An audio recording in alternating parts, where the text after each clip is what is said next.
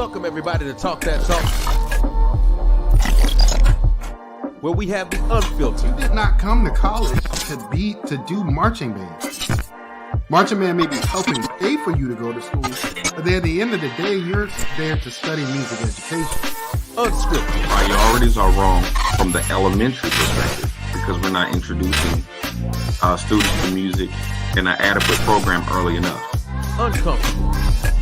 We the blacks, we, yes, you're gonna be overlooked if you're not producing, if you're not hanging with the cane, if you're not pumping, if you're not blowing, if you're not busting, if you're not entertaining, if you're not on that top level, if you're not in the high stats of visibility, yes, you're going to be overlooked because at the end of the day, we, the blacks, don't care.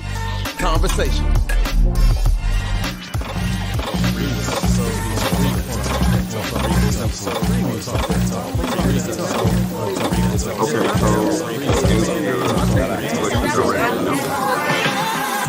Alright.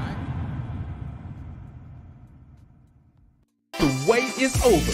The U.S. Band's adjudicated Battle of the Bands now has 3 new locations added. Sunday, October 9th in Montgomery, Alabama. Sunday, October 16th in Petersburg, Virginia. Saturday, November 5th in Raleigh, North Carolina. And Saturday, November 12th on the campus of Prairie View A&M University. For more information, go to www.usbands.org and we'll see you there.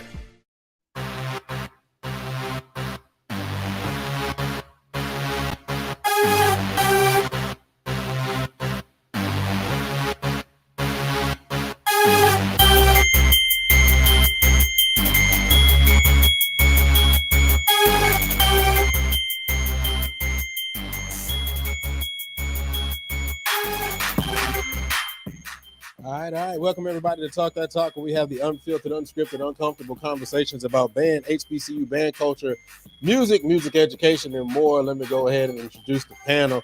We got Maya. Hey, y'all. Hey. And we got so let me go ahead and say it now because I know people are wondering. Quan is dealing with some band stuff. He's with his band babies right now, so he said he's going to be late. Rick as well has rehearsal today, so he's going to be late. So they will be joining us later. So let's start it off. Ladies, how you guys doing? Ooh, I'm tired. Just tired? That's it? Both of y'all tired? I mean, work has literally, it's almost month end, and I've been in reviews, legal edits all day. I mean, you can always just like not go. I mean, that's an option.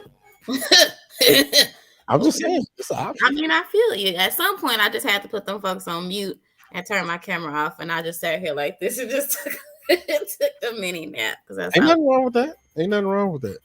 These folks are crazy. So let's go ahead and kick it off the way we always do.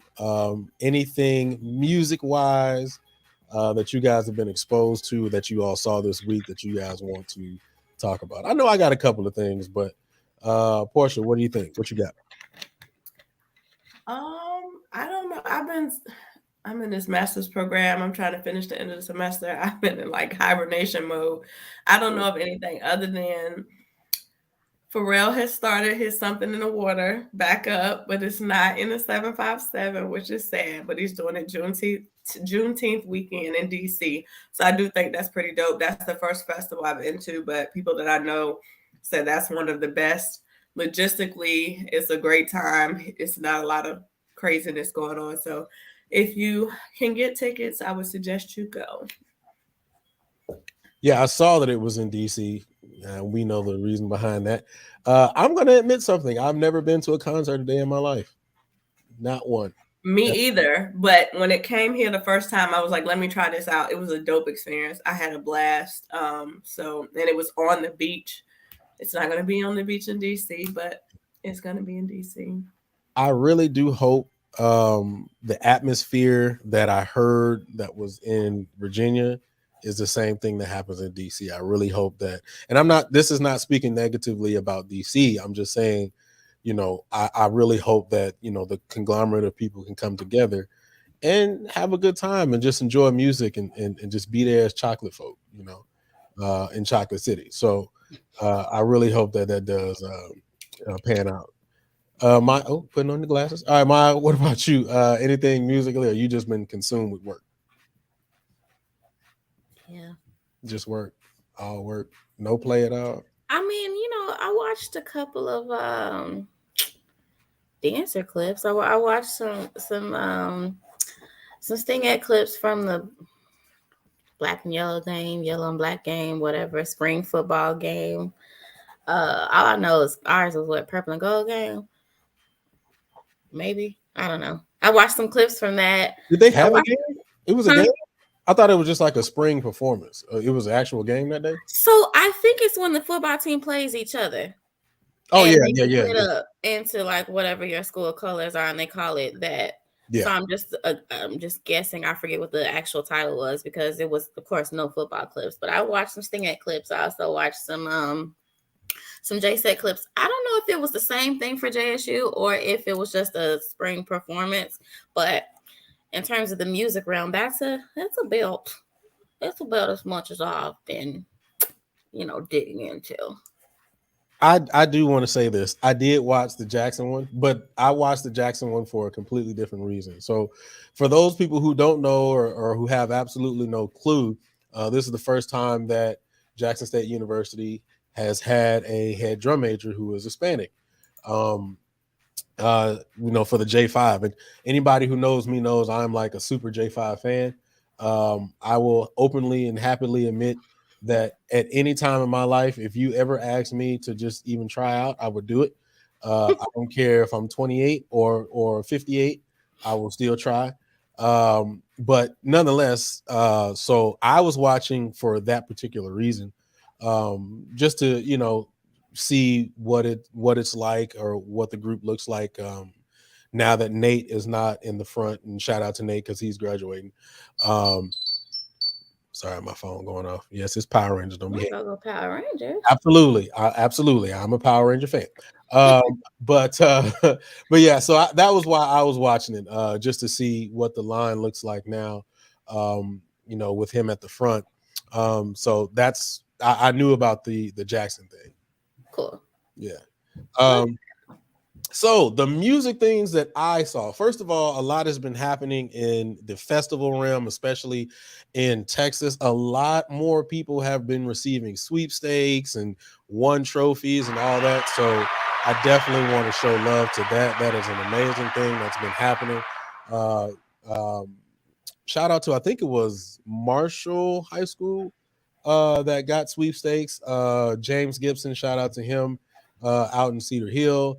He received sweepstakes. So just a lot of people, man, who received sweepstakes and UIL. So I definitely want to give people their shout outs and their love for that. Also, I talked to Prof. Hopkins today. There is, I think, a low brass ensemble performance tonight at Prairie View A&M University. So I want to make sure that I acknowledge that and give love to that. Southern University showed their wind ensemble. And so I want to also give shout outs to that as well. On the marching band side of things, I think it was FAM and Florida Memorial met, and I don't know what the specific situation was for, but I will say this: it was super dope to listen to both of them next to each other. Two phenomenal programs. Florida Memorial being a program that's just kind of coming out, and they're doing a phenomenal job. Shout out to the staff over there, and of course, FAM doing their thing the way they always do it. And so, shout out to them as well. So, some phenomenal music things that have happened, and I'm glad that I've been able to witness a lot of it. And then also, we had our meeting yesterday, myself, Maya, and Rick, and the rest of the panel, discussing the U.S. band's performances. And so you'll be seeing a lot of those commercials throughout the show, and probably more or less popping up on our social medias and things like that. All right, I think I got everything out of the way. Did I clear everything before we get into this? All right, good. Well, let's go ahead and get this thing started. Let me start it the right way. Let me pull up my screen here. Welcome everybody to Talk That Talk. We have the unfiltered, unscripted, uncomfortable conversations about band, HBCU band culture, music education, and more. Go ahead and smash that like daddy as soon as you come into the room. All right. And also, please make sure you subscribe to the Passion Is Network and turn on notifications. This episode will be up on all of your podcasting networks. Just type in Real Talk That Talk, and it should bring up all those podcasts, except for Apple. I just realized today, if you go to Apple Podcasts, if you type in Real Talk That Talk, it won't come up. But if you type in Talk That Talk, it'll come up. So I just found out that little quirk today. Also, if you want to pick up any of your Talk That Talk merchandise, you can type in realtalkthattalk.com and it will take you to our merch page. All right, let's get this thing started. So this episode is the Greek episode. I found it very necessary to have this conversation for a lot of reasons. So the first reason is I tend to listen to a lot of different podcasts, watch a lot of different shows, and even just look at what people talk about. And one of the things that I found interesting, outside of the fact that it's always that what we call GDIs, saying, I ain't gonna let nobody do X, Y, and Z for me to be friends with somebody else, when people really don't understand. But then there's this other side of things that I see and I look at, and things and questions that I had even when I was an undergrad. And so I felt like this was a great time to have this conversation. So first, I will start this way. I am a member of a lot of daggone organizations. Actually, so the truth is, my pledging career started in high school. Believe it or not, I became a member of an organization that started in Houston, Texas, at Booker T. Washington High School. It's called the Gents Club of Houston. Founded in 1964. November 27th, 1964, to be exact. So that's where my fraternal affiliation started with. But I am a member of Kappa Kappa Psi National Honor Bear Fraternity Incorporated, as well as Alpha Phi Alpha Fraternity Incorporated and Phi Mu Alpha Symphonia of America. And then I won't talk about the other stuff. All right. But if we can talk about the blahs and the yees and all that kind of stuff, but there's only about 2 people on this panel who really know what I'm talking about if I'm talking about blahs and yees. So Portia, tell us your organization.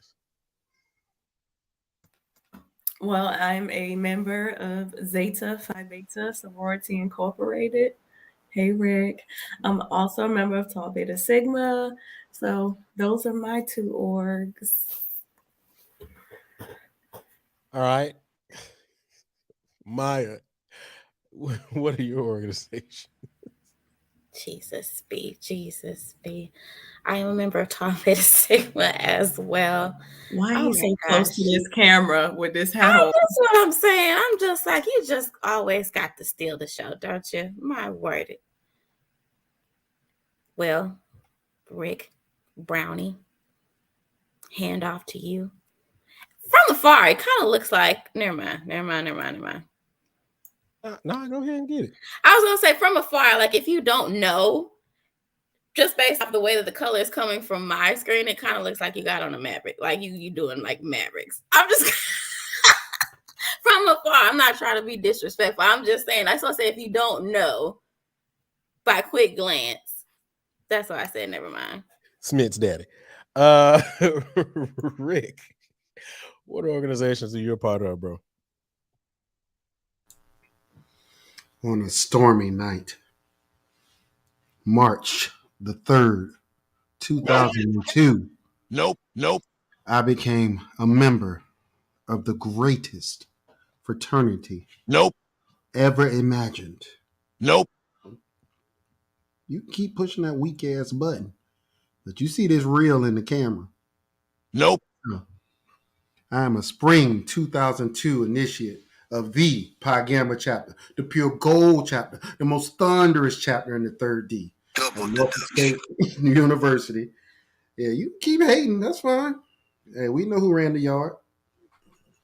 So I was a member of the greatest fraternity on Norfolk State's campus, Pi Gamma chapter of Omega Psi Phi. And when I was in undergrad, that's all I was in. that was enough for me. I wanted to be in KK Psi. I was a charter. I was a member of the colony that was starting Phi Mu Alpha at Norfolk State. We started that. Julian was in that with me in 2003. And then situations happened. So we weren't able to get the chapter started. But luckily in 2008 at Norfolk State, those brothers, my best friend, his line brothers, started the chapter. And I joined Phi Mu Alpha in graduate school. And then I became an honorary member of Kappa Psi and Tau Beta Sigma at Prairie View NM, and then was initiated again at UConn. So I'm in everything. if you can be in it, I'm in it. And I'm also a free and accepted Mason. All right. And as Julian was saying, I'm also in 902 blah. And yep, Bucky. Naked. Yep. Green is for the money, gold is for the honey. But anyway, yes. Yeah, I'm in all that mess. All right. We got Quan joining us on the bus with his babies. So Quan, try to get it in here without kids yelling in the background. All right, so I'm a member raised as a Symphonian and March 26, 2008, Easter Sunday morning. I'm part of the Omicron Zeta chapter of Phi Mu Alpha Symphonian Fraternity of America, Omicron Zeta chapter at Prairie View University, as well as I became an ice cold brother December 12th, which is 12, 13, in 2014. So my crossing date is 12/13/14 at 3:47 a.m. Part of the Xi Kappa Lambda chapter, Missouri City chapter. Like he said, I'm also a member of Freemason as well. 33rd, 43rd over something else. I'm a grand patron as well as the commander in chief. Consistent, all that good stuff. Shout out to the Traveling Brothers. So I want to start the show off like this because we may have people who are similar or different. We're going to go back around the room here. So Portia, what made you want to become a member of your organization? Let me throw this tidbit out there. My mom was an AKA. But my grandmother was a Zeta. Yeah, my grandmother was a Zeta. And so when my mom went to college, she kind of asked my grandma, like, would you be mad? My grandmother was like, Zeta don't want nobody that don't want it. Go do you and be happy. So I was exposed to both growing up. But honestly, the rapport that my grandmother had with her chapter and her line sisters and seeing the dynamics growing up, I was in all the youth groups. I grew up in Zeta. I did everything, all the youth groups. And then when I was about to leave, my grandmother and my mother sat me down and said, I think you know what you want, but you need to research and ensure that whatever you choose, you want to do it for the rest of your life. So I did my little research when I got to Norfolk State, and Zeta is still where I wanted to be.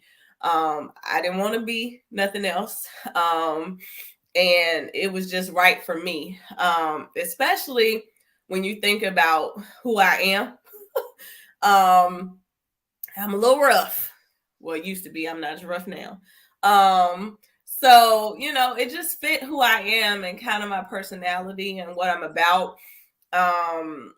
Definitely the precepts of the organization align with me.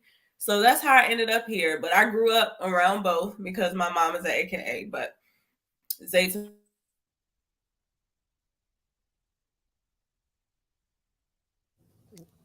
Got a phone, but Smiths. All right, Smiths. All right. You hear that T? You get that strong T every time. Zeta. Oh yeah, Zeta. Absolutely. All right, Rick. What about you, brother? Well, for me, there was no option. I'm sorry. I mean, I didn't have a lot of family that went to college. My family members that went to college and players was all the bros.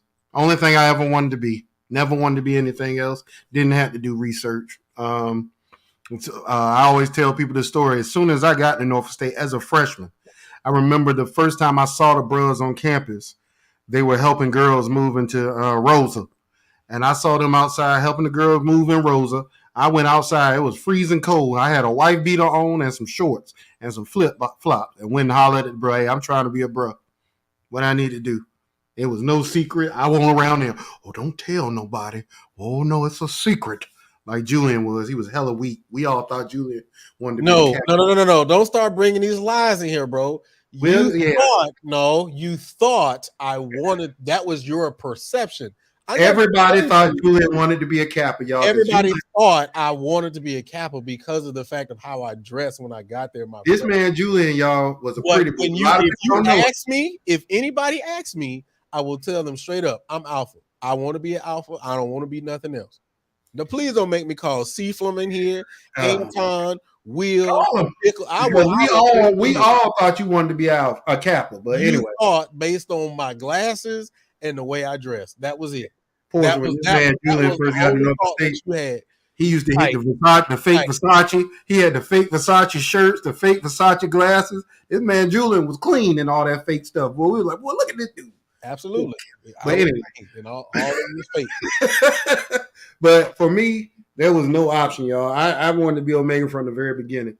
It was tough because back then, y'all, like bros just weren't really down with a bunch of band people. Like it was a certain image, and I don't know, man. I had to prove that I could be Pi Gamma, and I did. My line had we started with 24, and we ended with 12. And so there's 12 on my line. Rest in peace to my line brother Walt. We got some stories about him. I'm sure Julian will tell some of those stories. The beef between Omega and KK Psi. But anyway, that was it for me. And then when like I said before, I was interested in KK Psi, but I never went out. The year I was supposed to do KK Psi, I did Omega. That was the semester I pledged Omega, and that was the year that Mr. Adams made me go to the interest meeting. But for me, it was, I wanted to do Psi, but it's just the stars didn't align. And after I pledged Omega, I'm sorry, y'all, I pledged in 02. I ain't got nothing to hide. It was hard. And after I pledged Omega, I was like, I'm not doing that shit again. We started November 15th. Bros called us, and we finished in March. I'm good. I was like, I am not doing it again. But I wouldn't give it up for nothing, man. My line brothers and I, we talking now because this is my 20th year in Omega, y'all. I'm celebrating my 20th year. So we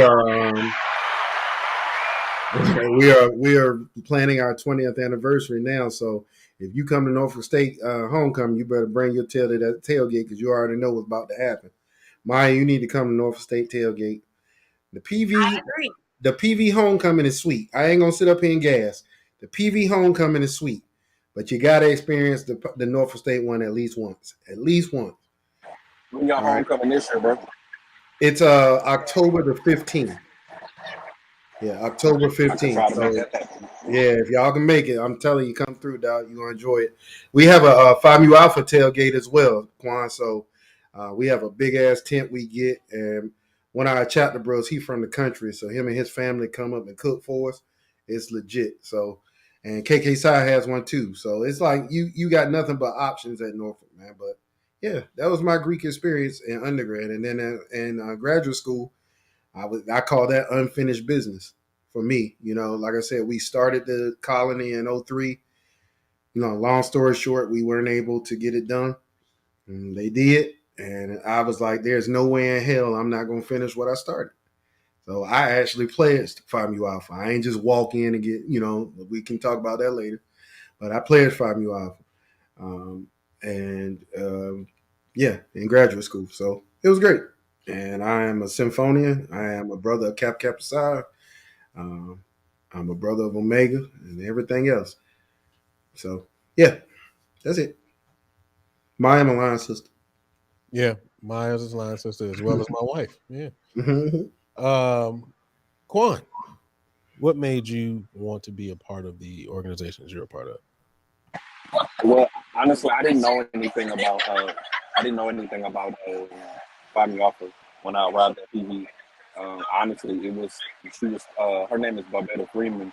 She was kind of like my mother, like Texas mother. She helped me transition from Louisiana to Houston, to Prairie, and she was like, "Hey, you really need to look into Finding Offer because all I knew was KK5." And she was like, "Well, you need to look into it. It's a profession, fraternity. It'll do you some well." And I was like, "Man, who's these boys that was just singing?" Because that's all I saw. And I got into it, looked up what the organization stood for. I respected the object of the fraternity. And so then I just decided to pledge it. Um, that's my Find Me Alpha story. But when it came to Alpha, honestly, what solidified it was after Prof. A had passed away, the bros had sung the Omega song at his funeral and then laid those yellow roses.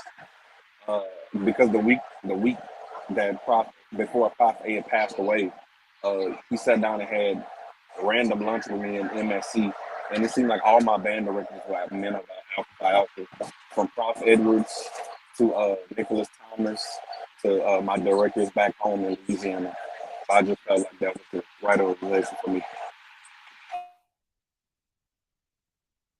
All right, bet.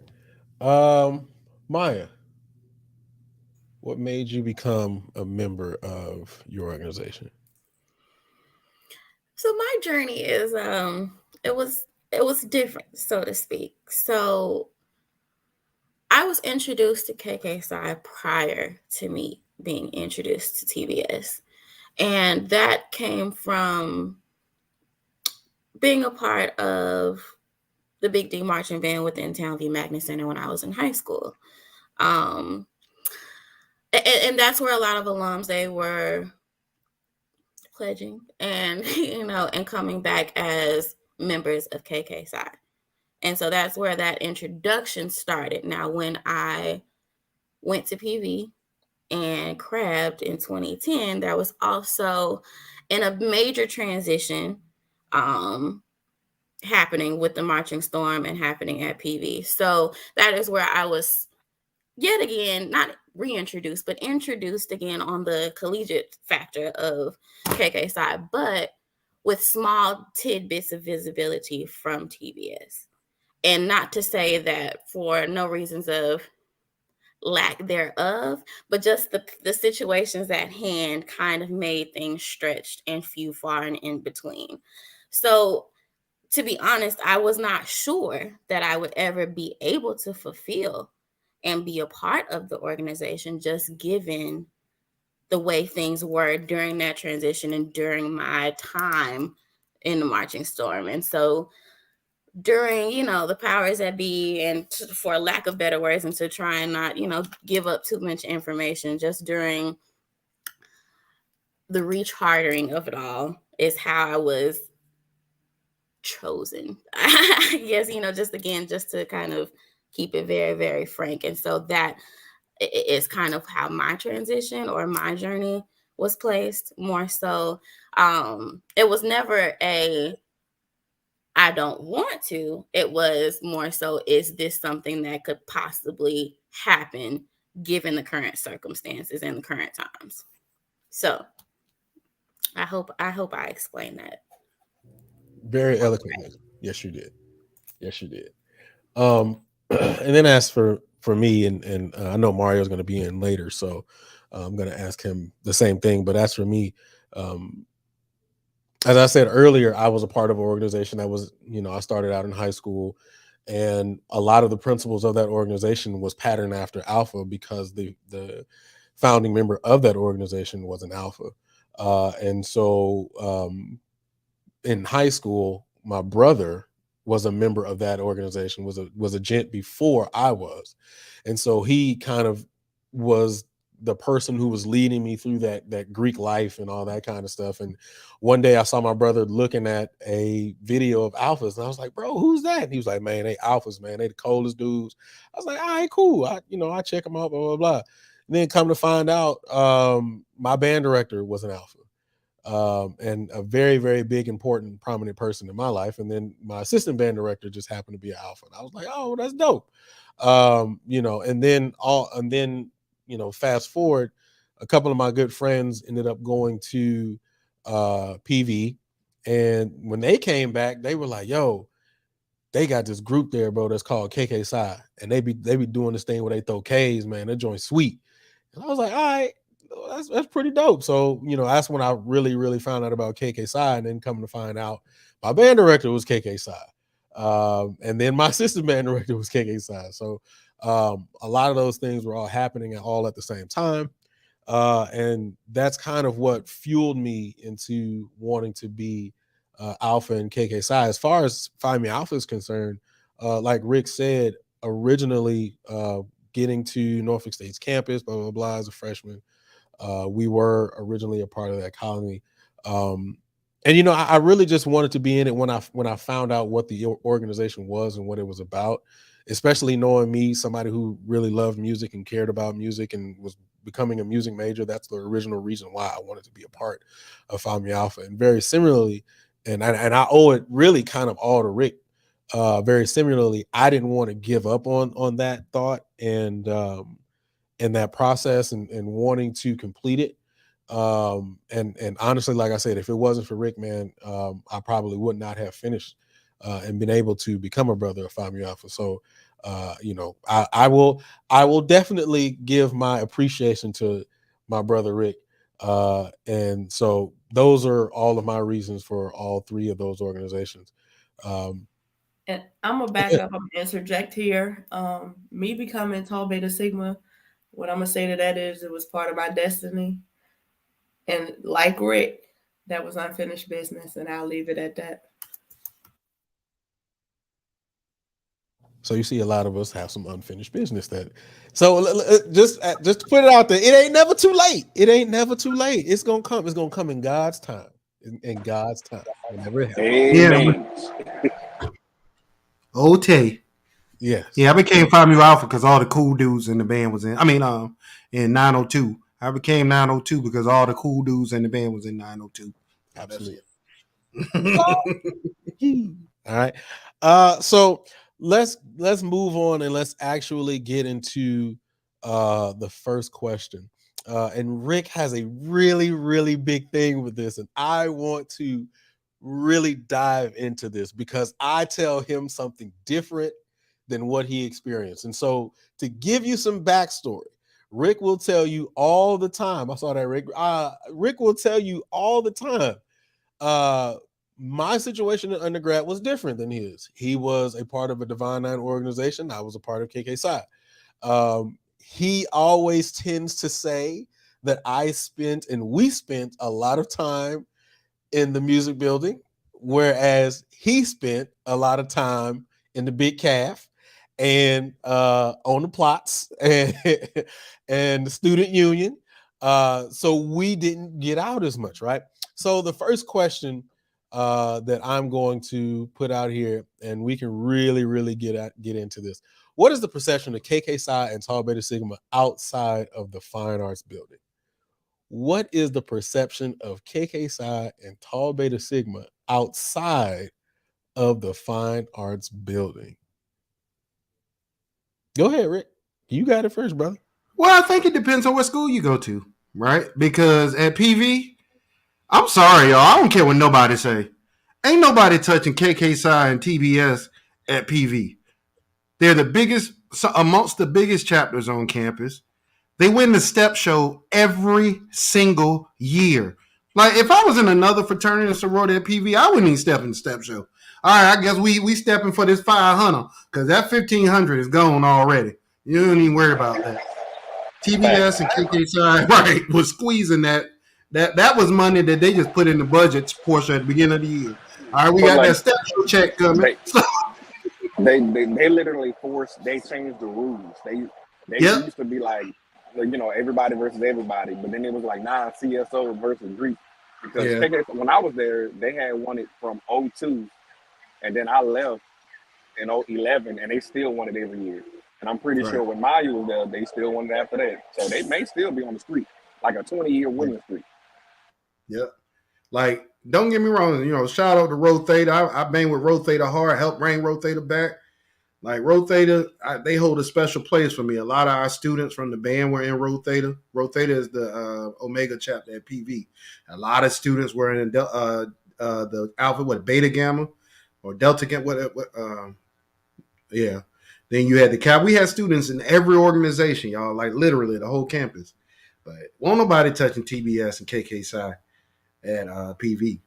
At Norfolk, when Julian got in the chapter, the perception of KK Psi, in my opinion, on campus changed, especially from a stepping perspective, because they were winning the step shows, and it got to a point where they started robbing KK Psi of the step show because there was like this perception. They still doing it. They still. Oh, really? Oh, I didn't even know that. I was gonna bring it up, but okay, but we can dive in. Yeah. Since he brought it up, I will kind of go into that. So, I crossed and follow 4 KK Psi. Matter of fact, my 20 years coming up. I got 2 years. But I became stepmaster the year after I crossed. So the first year we had our step show, that was kind of the introduction. But the following year was the year that we did the Halloween show. And that Soul show, that Soul, man, that joint was sweet. I ain't gonna hate. So I put a lot into that. Matter of fact, we got invited to a lot of different places that year. Like we got invited to New York to go step. We got invited to ODU to do a step show. So we were doing a lot of step shows that year. But for that particular step show on the campus of Norfolk State University, I will never forget this. At the end of the show, they were announcing the winners of the show. And so they said in third place, and everybody was like, and then they said KK Psi. The whole room started booing. Yeah. Everybody in the room. I'm talking about people in the audience, the other organizations. They were booing the whole room. I went to you. I remember I went to you directly. I was like, dog, y'all got robbed. You told me. I remember. Y'all got robbed. And we stepped in that step show portion. I was like, hey, dog, y'all got robbed. I'm sorry. But y'all got completely snitty. But here was the thing. This is the thing that really made me upset. I ain't gonna curse right now. But because I'm still heated by this. But we had to go and pick up the scores from the office. When I picked up the scores from the office, there were scratch outs, there were eraser marks from the scores that they had originally given us, so that they can put, I think, because the Kappas won. The Kappas won that year, yeah. And so they could they could put the Kappas higher than us. But the only reason the Kappas won that year, I told you this that night. The only reason, Portia, that the Kappas won that year, because that is the first step show in Norfolk State history where not one of them Kappas dropped the cane. That was the first time. And Portia, I've been Greek since 02. That happened in what, 05, 06? I had been to every step show. I had seen the videos before that because a couple of the steps we did were from older shows. First show I ever seen where not one Kappa dropped the, and they were clean. Don't get me wrong, they were clean, but they were not better than KK Psi. But because they were Greek and because they didn't drop them cane daddies, they won the step show. And the albums were always good. Let me explain something to y'all. In the last step show they had, and I hate to do this to one of your orgs, Julian, but KK Psi did a Space Jam theme. It was dope. They was stepping. They was clean. It was tight. They gave it to the Alphas who did a Maury theme with the young lady up there trying to figure out which one of them was her baby daddy. Okay. Hey, that don't surprise me at all. Norfolk, they've been doing that in Norfolk for years. And we were like, are y'all serious? Like this is not even a competition. First of all, the theme was inappropriate. I don't even know why that was a thing. But KK Psi was better. And we all knew they were better. And so they still doing that foolishness, and it makes no sense.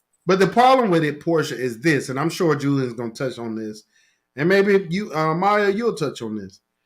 A lot of Panhandle Greeks don't look at KK Psi and TBS, Phi Mu Alpha, Sigma Iota, Alpha Iota, Mu Phi, and none of those organizations as even being Greek.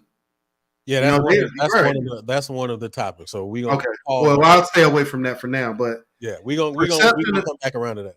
At perception of KK Psi and TBS at Norfolk State was not great when I first got there. I'm sorry, and I'm sure some of our frat brothers, Julian, gonna cuss me out at homecoming. I don't care. We can talk about it, but it didn't start getting sweet until Anton and those guys got in the chapter.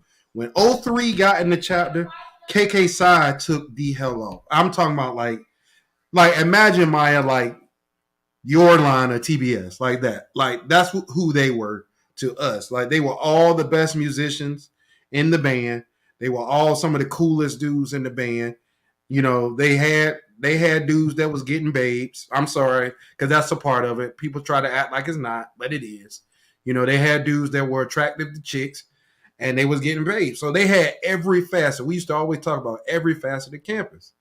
The problem, though, is that they were always slaves to the music building. Like Dr. Sanford used to pimp the shit out of KK Psi. Where is KK Psi? I need somebody to clean the parking lot.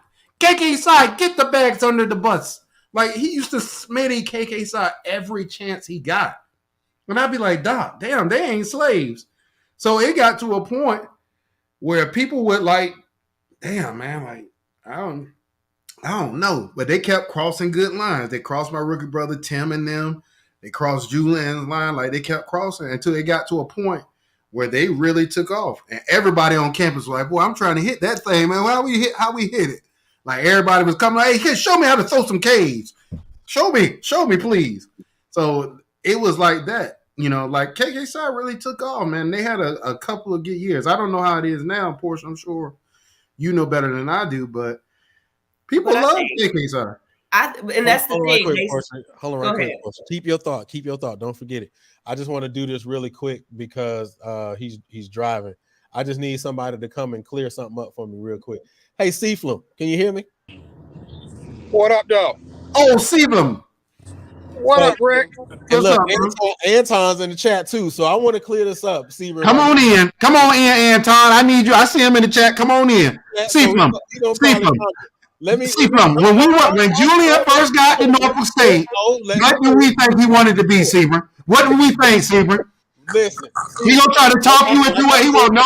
Don't say nothing. Let me ask the question. Seabron, when he first got to Norfolk State, what do we think he wanted to be? Oh, there we go. Now, Seabron, when I came into Norfolk State, right? You remember this, right? I remember when you got there. Okay. Is it not true that every single one of y'all thought I wanted to be a Kappa because of the way I dressed? You had Newport all over. No, thank you, Seabron. Now he gonna sit up here and tell that, make it seem like I'm lying and shit. You had Newport. That's not what I said. Did I say? I blew my goddamn microphone. Did I say that the perception wasn't there? What I said was y'all thought that, but what did I want to be? I always told anybody that I wanted to be a what? Tight. We all thought you wanted to be Kappa. Julia, I remember you wanted to be a damn. I remember seeing Noop. You kept that brush in your hand. Thank you, Seabron. Thank you, Seabron. You're here preaching that knowledge. Thank you. I used to tell y'all all day I wanted to be alpha, bro. Man, I knew what Julia. No, Anton. No, don't try to take up for your chapter, bro. Y'all thought I wanted to be alpha because of how I dress and all that. I told y'all straight up I wanted to be an alpha, and y'all looked at me like, dude, you want to be an alpha? Hey, look, at Portia, it was so funny because I thought I was being so discreet when I was online. That man, Seabron and them, they was looking at me like, dog, we already know what's happening, dog. You good? Seabron and them used to bring me food. Seabron and them held me down when I was online. Because they all knew what I wanted to be, and I thought I was being discreet, Sean. Look, Quan, I'm up there like, hey, no, man, I just, class is just really hard right now, and, my haircut, I can't get my hair cut right now because I don't have much money, but, Yeah, I'm okay. I'm okay. Can y'all bring me something to eat though? Can't go in the calf right now. A little tired. Anyway, I needed Seabram on here to answer that question. Anton know what's good. Anton, I already know. Seabram, you hit me with the Smiths daddy because I told y'all. We all knew that you wanted to be a Kappa. Absolutely not. Absolutely not. All right, Sugar, you had Seabram, New Paul appreciate you, bro. All You say right. what? You had New Paul over you. I'm out. You still talking about the perception though. But you're all right, bro. Your people ain't your people. They No. ain't, man. They not. I told them. Portia, that's because he up here gassing. That's why. Whatever. That's why I'm just never in life did I want to be a Kappa. But anyway, go ahead, Portia. What's your thought? Go ahead. So I mean, I think that's the thing. To Rick's point, the yard loves KK Sci and TBS. It's whoever they put in those judges seat that don't necessarily appreciate KK Sci and TBS because the yard loves them. But they never got out the music building. That's the only thing. No, I'm saying now. Even then, when they was, they never got off the side of the music building, but I don't know that those people that they put in the judges seat necessarily would have benefited from them being outside of the music building anyway, because they're normally people who are gone. But I think it's the people who they're putting in these judges seats don't necessarily appreciate them because the yard loves them. And even other Greeks were saying, with that Space Jam show a couple of years ago, that was the dopest show, and they should have won. So that I think that's where the issue arises. So for me, I know at PV, they don't care who you are. It's the name. The name of the game is what's the theme of your show. And I'm not gonna lie, KK Sci and TBS, for whatever reason, they come up with the most creative themes of shows. And they just stick to it. Like I remember one year, KK Sci, they did the Kanye West workout song where it was if like they were doing the Kanye West workout video, like they smashed it. TBS, they did like an insane asylum show one year, and then one year my freshman year, KK Sci did the Matrix show. They won it, and honestly, their shows were funny. Like at PV, if your show ain't funny, you're not about to win. I don't care who you are.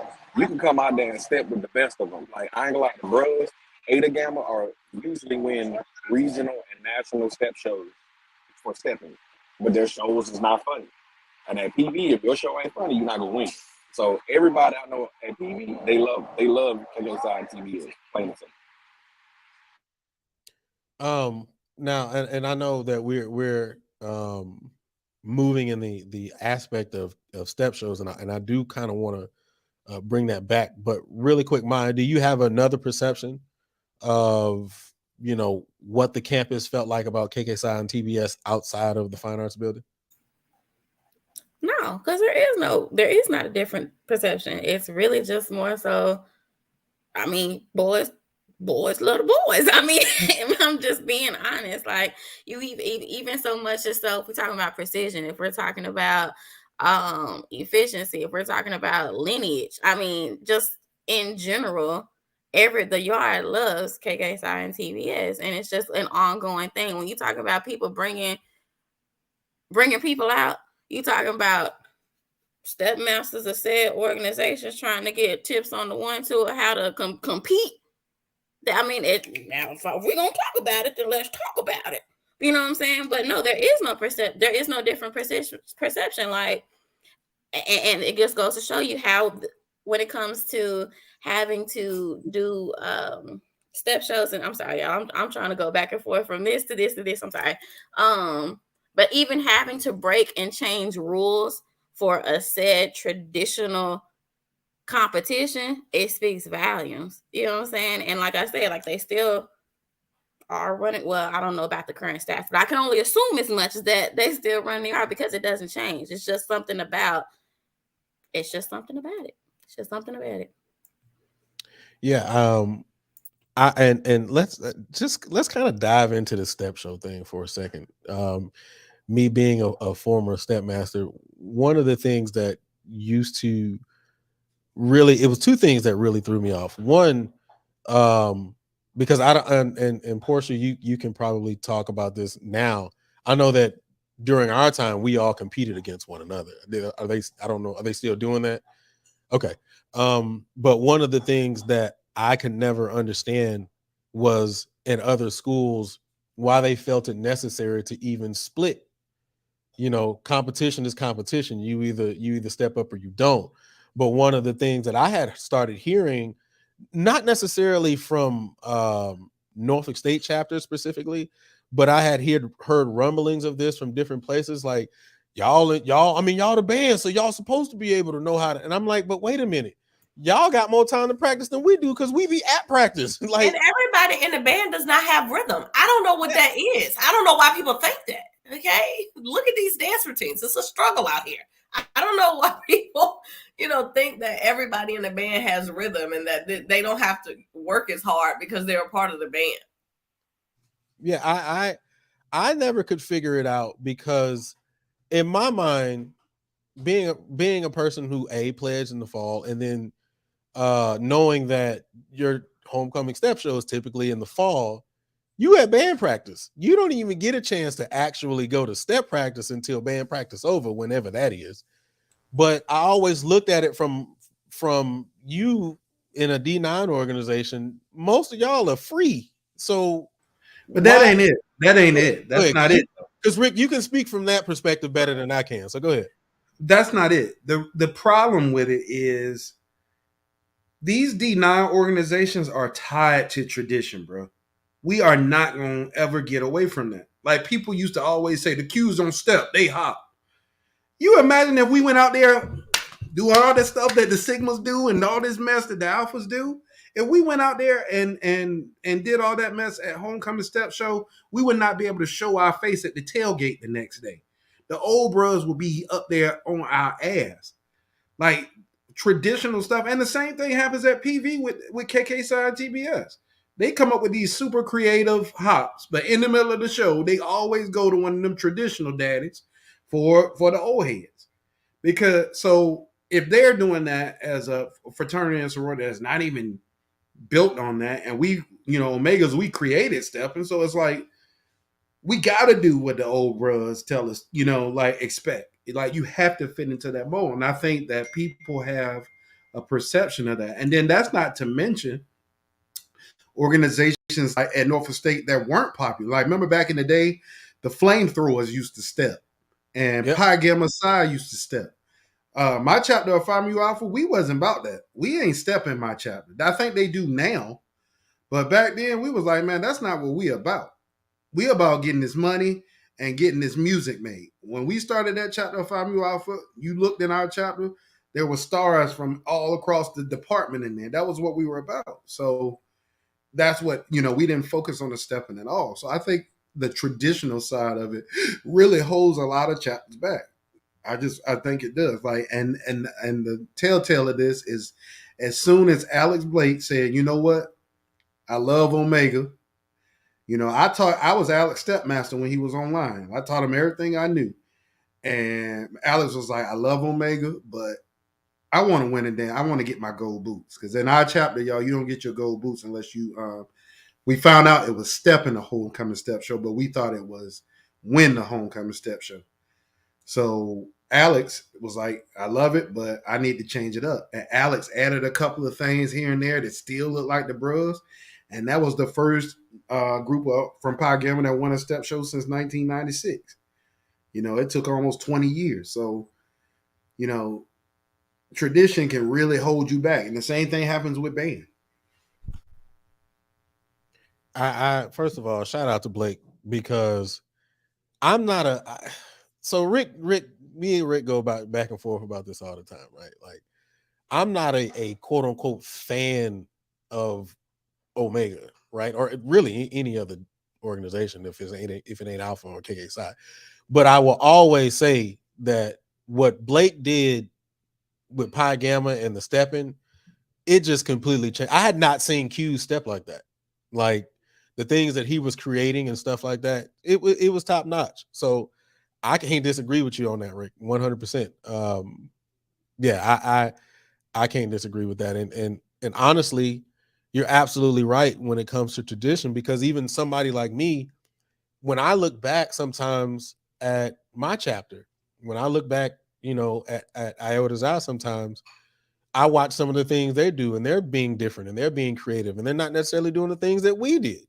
And so somebody like me, I may look at it and be like, that's not what we did, So I think that we are kind of indoctrinated into that tradition, not only as just Greek, but as you said, as band, because I can look back at the Legion and see what they're doing. And just like we've had conversations before, like, yo, that ain't what we did on neck. Like, that don't look right. You know what I'm saying? But then it was people who, when we were marching, that was like, well, where's Warren's Jam? They ain't playing that, So I think that you're absolutely right, man. I think that we do. Or the last show where with Portia, when we were talking about them Silkettes, Doc knew what he could do and couldn't do, because as soon as he tried to change them Silkettes, it was tight. The Silkettes was like, "Hey, you like that money? Shut your ass up. Go. That's your ragged ass shit over there. Go on, move." He was not having it. I'm surprised the Silks ain't wearing the hat Portia now, because that, man, I know that was a fight. They hit to take the hat daddy off. So, hey. Yeah, I really didn't look at it from that perception. I do still think that it is unfair that you have to separate the two organizations or separate the two councils just in order for people to quote unquote win. I'm going to be on that belief that if you in that competition, if you in that fire, then you need to just step up to the plate. That's just. But you didn't address the part I brought up. A lot of people. Well, no, you probably get there in the next topic. I'll shut up. Go ahead. Yeah, which we'll get there in a second. All right, so let's keep it moving, man. Okay. Let's keep it moving, man. Welcome everybody to Talk That Talk. We have the unfiltered, unscripted, uncomfortable conversations about band, HBCU band culture, music education, and more, man. As soon as y'all come in, man, the chat is going off, so y'all go ahead and smash that like daddy as soon as you come into the room. Shout out to all the people who are in here that we ain't seen. Shout out to Cheryl, Anton, my people's in there. Also, please make sure you subscribe to the Passion Is Network and turn on notifications. This episode will be up tomorrow on all your podcasts and networks. All you got to do is type in Real Talk That Talk, except for Apple Podcasts, where you just type in Talk That Talk. Also, if you want to pick up any of our Talk That Talk merchandise, you can go to realtalkthattalk.com. And I still think we have it up. If you want 30% off your purchase, you can type in HBCU band and get 30% off your purchase. Also, I'm doing a raffle. I think I'm doing a giveaway. There we go. So I forgot. I'm doing a giveaway today. Man, it is what it is. I'm doing a giveaway today. I'm going to give you some free Talk That Talk merch, man. So stay on, and I'll give out the question. Whoever types the question into the chat first will get your free merch. All right, let's go on to the next topic. And this is actually feeding into Rick's question. And I need to actually type it differently. But why are we not Greek? Why are we not Greek? Then put it up. Oh, Maya, go ahead and start it while I'm putting it up. My bad. Yeah. Well, I guess I'm saying my thought is, who's not Greek? Like, we as in black? Like, what do you mean by that? The CIO organizations, KK-Psi, TBS, Phi Mu Alpha, Sigma Alpha Iota, all the music organizations. A lot of Pan Hell people don't look at them as being Greek. There it is. I got it at the bottom. Okay. Okay, that totally went over my head. I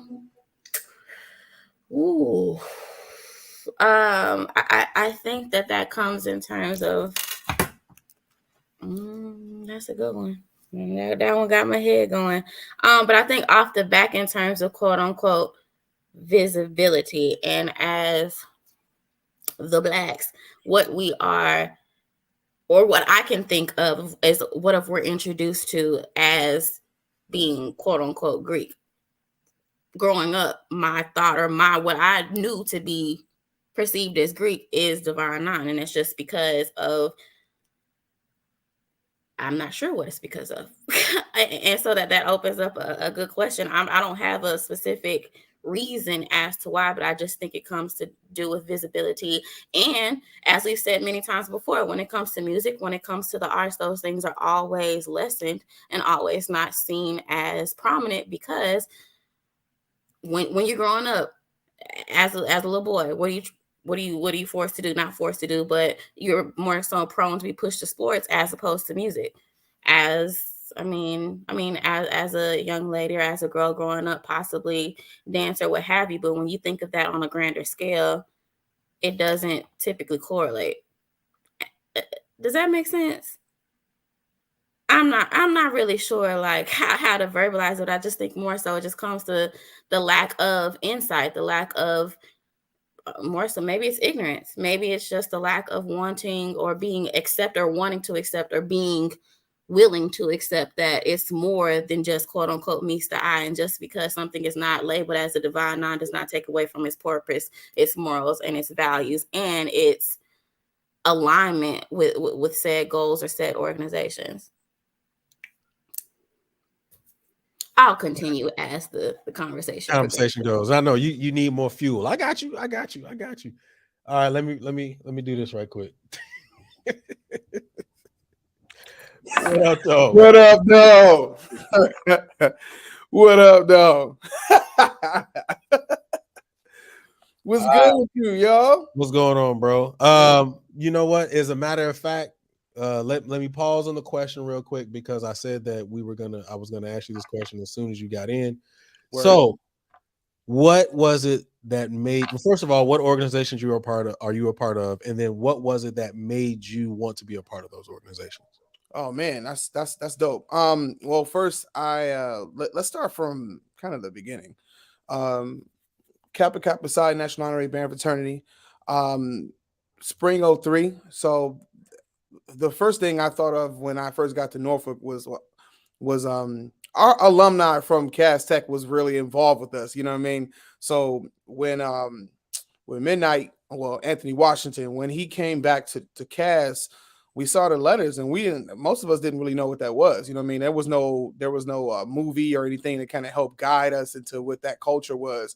And it's not like we were, in the South, and some of the schools that we follow in high school, like Tennessee State and Jackson State, from our understanding, didn't have chapters at the time when we were in high school. So seeing KKSI letters was interesting to us. It was like, oh, what's that about? And so a lot of us asked questions. And when we got to Norfolk, the goal was to try to be as much of service as we possibly could. So, being a part of the band service organization was really important to me. Then in 2005, I was made a Master Mason. So, York Rite Lodge 154. Then it's got some years later, a bunch of years later, I came up here to New Jersey area, and I actually became an Alpha, Wall Street Alphas. 06 to the Good Bros. Man, I got a chance to be a part of a really, really dope chapter, and meet some really, really interesting people. Obviously, Alphas are extra dope in general, but a lot of times the biggest thing is that you want to find like-mindedness. And I think that was really what it was about for me, coming into a new area and really getting to see how people were moving and, movers and shakers in the area. So Wall Street was definitely about that.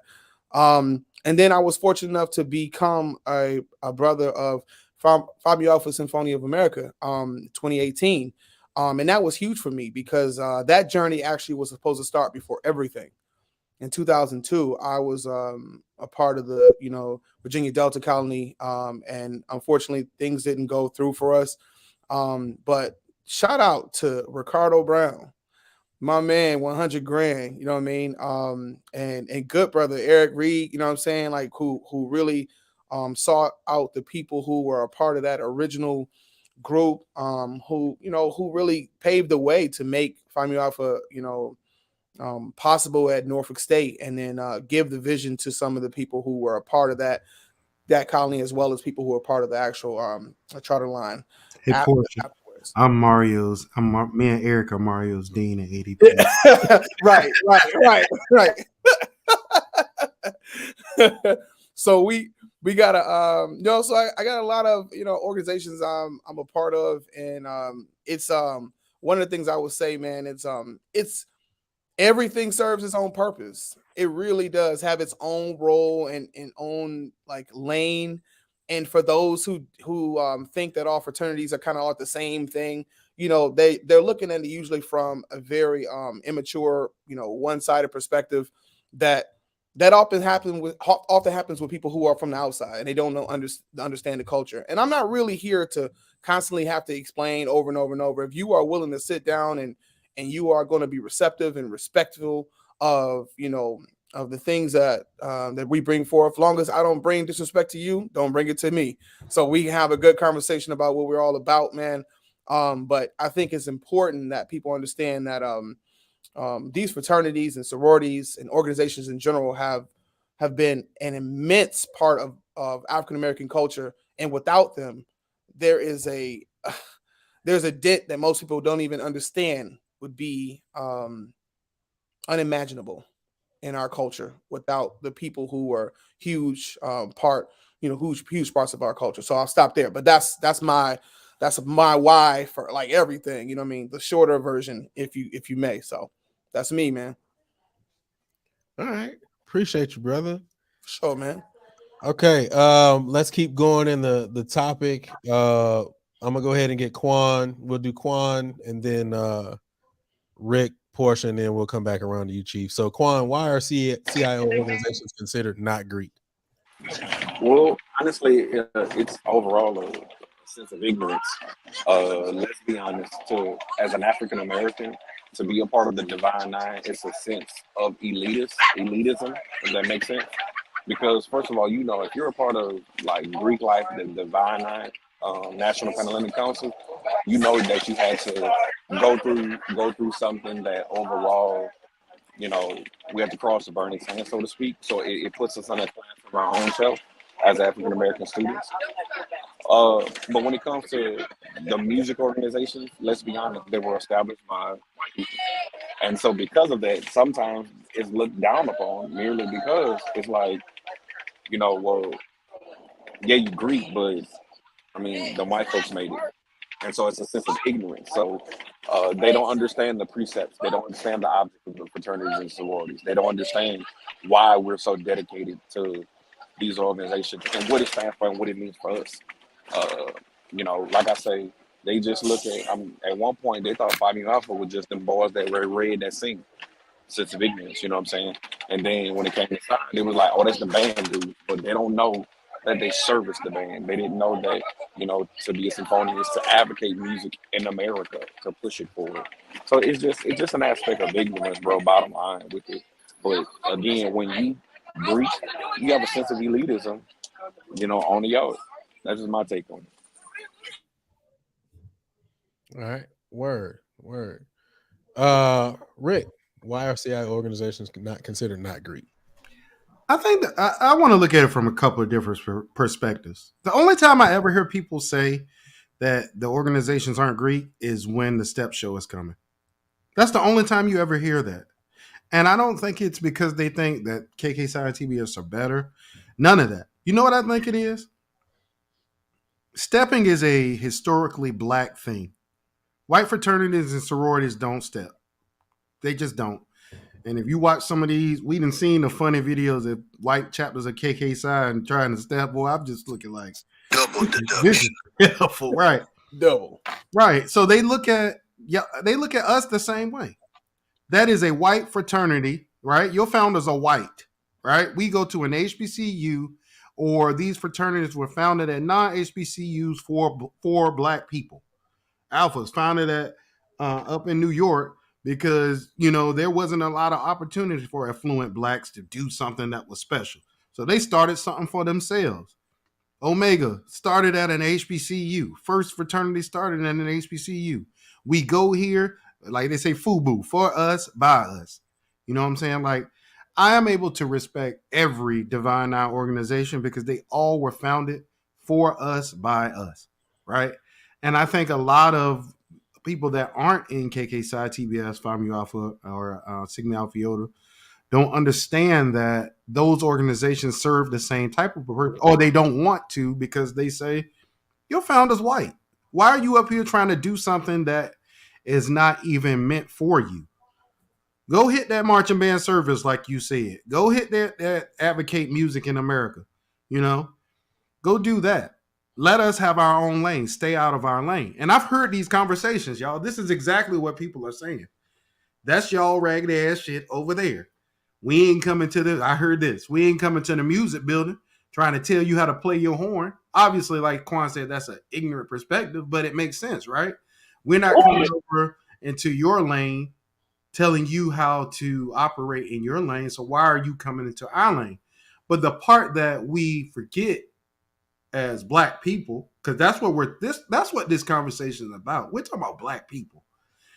In order for these organizations to survive at predominantly Black colleges, you have to become a part of the culture. KK Psi, TBS, Phi Mu Alpha, Sigma Alpha Iota would not have any membership if they weren't out there stepping, if they weren't out there being visible. Like, I'm sorry, if KK Psi didn't have the Ks, yeah, you would get membership. It wouldn't be nearly as popular as it is. People join KK Psi to throw them Ks. I know the bros ain't gonna want to hear that. Sorry, bros. I'm a bro too. A lot of us are in this fraternity because they want to get out there and get them diamonds. Hey, that Delta side, the chapter I'm in, and hit it. That's what they want, right? So at the end of the day, that is a part of being at a Black college. Forget the fraternities and sororities. You know what I'm saying? Like, hell, at Norfolk State, I know you remember this, Mario. Julie, I don't know if you or Portia ever saw this. The football team used to probate. They used to probate. In front of towers. They did. Right. Yes, they did. In front of towers. Yes. The football team used to probate, y'all. Towers used to probate. Yep, towers. Everybody. Towers and Rosa used to probate. Right. So at Black college, I mean, you got to remember, Rick, at PV, the dorms had a step show. Yeah, right. It had calls and everything, frat shirts and all. And if you ain't in that dorm, you couldn't wear it. That's the Black. Howard is even worse. They are probably ain't nobody worse than Virginia State. Man, I don't know how VSU is, but I know Howard goes super hard with they dorms. At V State, it's an org for everything. Everything. Me and Eric called V State. I cut the grass. I got an org. I'm not locked for it. I'm serious. Like, I had never seen nothing like that. Hot dog. Look, all you got to do is put a fire in the middle of it. And hot dog, fire, hot dog. Oh, we in jump fire rope. Come over here and join the jump rope team. Jump fire rope. I ain't never been to Virginia State, but I will say this, Rick. When you go to them PV probates, it's about 30 people out there probating for stuff we ain't never heard of. It be I don't know, some of them organizations. We got city organizations, NFIO, Lone Star organization. I'm just sitting there like the same way, the same face we make for that is the same face that Panhellenic people make when KK Psi and TBS and Phi Mu Alpha and SAI come and step in the step show. It's like, go do what you're meant to do, not what we came up with. And it's the same thing, y'all. And I know all of y'all can relate to this. When we see, and I'm going to say we, because I've done it before too. When we see white people join our Divine Now organizations, what's the first thing you hear? We can't have shit. Here they come. Y'all got. There they go. Data, there they go. Right. Here I'm not talking about boxing. Right. Yeah. Bull Rocky Machado, I say. Like, that's Rocky Machado. It's the same thing. Every time I showed my picture of this little blonde haired white girl hit the Delta Daddy. And my sister, first thing she did. Oh, okay. Like, because it's that perception, y'all. We can't have nothing. There's always somebody trying to infiltrate. So I'll stop there because I don't want to take all the points. I'm sure Maya got some good ones now. But I think it's just a thing of ownership, y'all. Having ownership of something that we feel as Black people is ours. And even though it's Black people doing it, they are members of white organizations. Oh, my God. Choir Sci. Oh, my God, Eric. Killing me. Hey, V State had a choir organization called Choir Sci-Fi. I told you they got an org for everything. Everything. Can I ask y'all a question though? Yeah. And I don't know if this is a topic. But like what Rick said, about our ownership.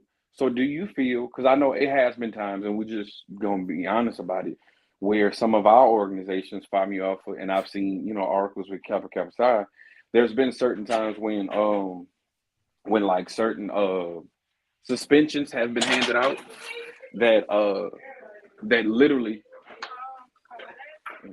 literally like some of the punishments have been harsher at Black schools. So do you feel, because I know it was a big deal, I think it's at Simmons College, like they started like kind of like the Black band fraternity thing. Yeah, Mr. So Davenport.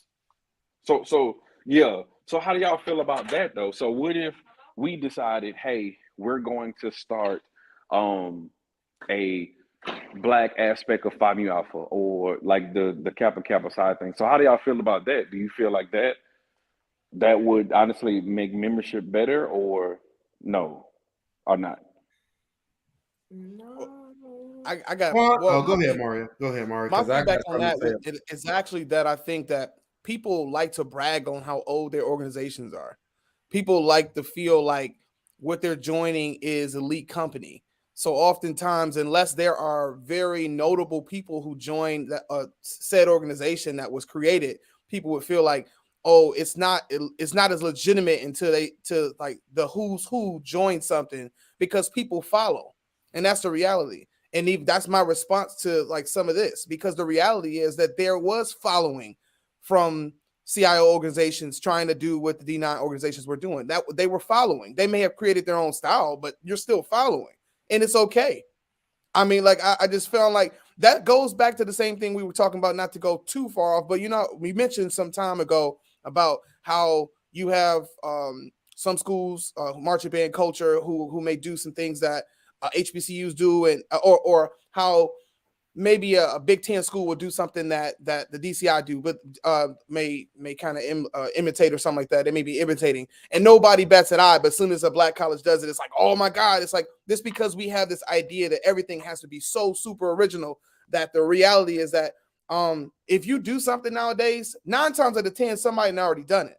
So like you can put your own spin on things and try to find a new way. But I think it's just like respecting what came before you. But I don't see anybody in KK side. I know anybody that I know that come in and act like they started stepping. Like Mario, go ahead, Portia. Go ahead, because I want to respond to that. I don't necessarily agree, because I'm gonna tell you, I don't even know that these D9 Greeks know that these were started by white people. I don't think they just know that it's different. To Maya's point, it's different. They were not exposed to it previously. They didn't know about it before they got here. So it's something different. So it's not Greek. If it's not the Divine Nine, it's not Greek. I don't even know if they know what you're pointing out. Like, I don't know that. I mean, some of them may, but I don't know if that the majority of them understands that my issue with you is that this was started by white people. I think some of it is, it's not the Divine Nine, so it's not Greek. And some people legitimately think like that. Like, if it ain't this, it does not exist. And I just think that's nuts. But that's, to me, I don't even know if they're thinking about it as deep as you're saying it. There might be some, Rick, but I don't know that the majority of them are even looking at it that far. I know about this. I've been exposed to this, and anything else is not legitimate. That's how, to me, how they think. And then to me, it only comes in certain times of convenience. Like, you got your ass kicked in a step show, so now they not Greek, or they the one, or they're doing something better than you. They're not Greek. That was my point, Portia. Like, you only hear this conversation around step show time. At probate season, you don't hear this, because everybody just wants to see a sweet probate, right? You know what I'm saying? And you know what I mean? Let's be honest. At PV, everybody looks forward to the KK side and TBS probate, because they always hype. It wasn't like that at Norfolk State. I'm sorry, it just wasn't. I'm sorry. Like, because why? Because like I always say, everything for KK side TBS was done at the music building. The probate was on the steps of the music building. If they would have took that probate to the student union like everybody else, which they do now, and they get so much love now. Like, those videos are hype. And If you've never seen a Norfolk State KK side probate, you missing out. Them probates used to be so tight. I used to be sitting out in the audience. I'm like, dog. And when they used to hit the purposes, I was like, oh shit. It's gonna be long. Like, it's gonna be long. You better step in, sir. but Mario and Portia, I want to ask y'all a question. Because y'all both touched on something that I think begs, like, Portia, you disagree with me, and I get it, but hear me out on this. Let's say there was a fraternity at Norfolk. Let's say Chi Eta Phi, which is a nursing for sorority. They had more white members than anybody on campus. Them and maybe the PR. Oh, never mind. They ain't nobody. That shit phony. But anyway, let's say Chi. Oh, I don't care. Sorry. Ain't only one organization throws the hook, but we can get to that. But anyway, let's say Chi Eta Phi crossed the line of 5 white girls, right? And those 5 white girls for the nursing sorority decided they wanted to participate in the step show, and they won. But that's no different. There would be so much goddamn hate in there. I'm gonna use my term as the blacks. If it's tight, it's tight. We the blacks. If it's tight, it's tight. I'm not gonna be mad because if it's right. Now, if it's wrong, we gonna clown it. But it happened. Y'all don't remember when that happened? What was the step correct or something like that many years ago when that white sorority came out and whooped all the fraternity the sororities butts, and then it was like, who are these white people? They shouldn't be. Because my thing is, if we allow them to participate, they should be treated fairly. What you cannot do is allow them to participate and then try to penalize them for being tight. That's my problem. But I guess it goes back to my argument, though, Portia. Why the hell would they want to participate in that anyway? Those things, like I work at UConn. You know what Greek activity is for us, Portia? The Greek dorms are right beside the marching band field. They be outside singing songs. Zeta, Gamma, Delta, Zeta, Zeta. That's the Greek activity. That ain't no damn stepping. So what? Question for you. Why would they not? I was going to say, why wouldn't they? Why wouldn't they want to be a part? Because of what we also exclaimed is that a part of it is the aesthetic, a part of it is the entertaining factor, a part of it is the house that is gathered from when you do something or when you perform, right? So if we're like, okay, well, shit, if that's gonna give me more recognition, if I'm gonna be seen on the yard, known on the yard, whatever the case may be, I'm about to give me a piece of that pot. I'm about to get in there too. So, Rick, are you saying that KK Side CBS, Phi Mu Alpha, SAI should not step? No, I'm giving the perspective because we asked the question, right? I'm giving the perspective of those of us. I'm in both organizations. So, me personally, I don't think Phi Mu Alpha should step. That's the reason why my chapter of Phi Mu Alpha, when we were first started, didn't step. But then all of us old heads said, in order for us to get recognition on campus and get better membership, that is a part of the Black Greek experience. And that's the reason why I brought that up, y'all, just to get back to it, is because stepping is specifically Black.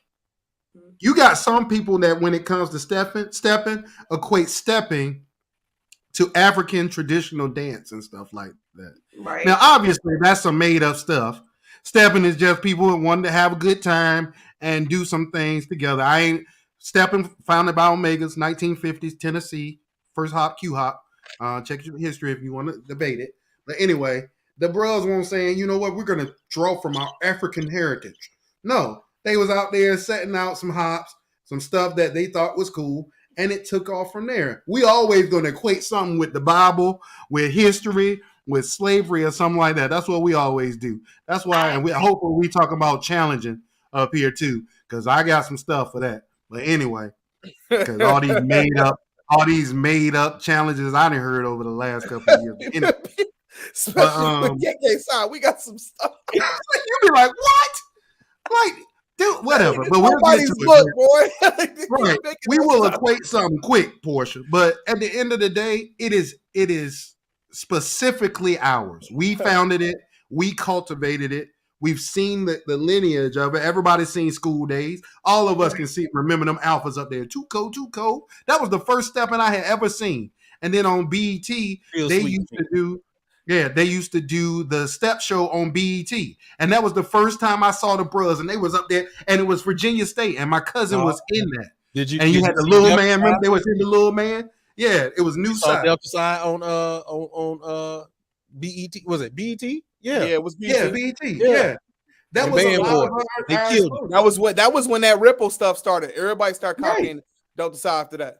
Yeah, But Delta Psi started the throwing the K's. In the late 1980s. Elton McWashington, Mark Gordon, his line, all they lines started throwing K's.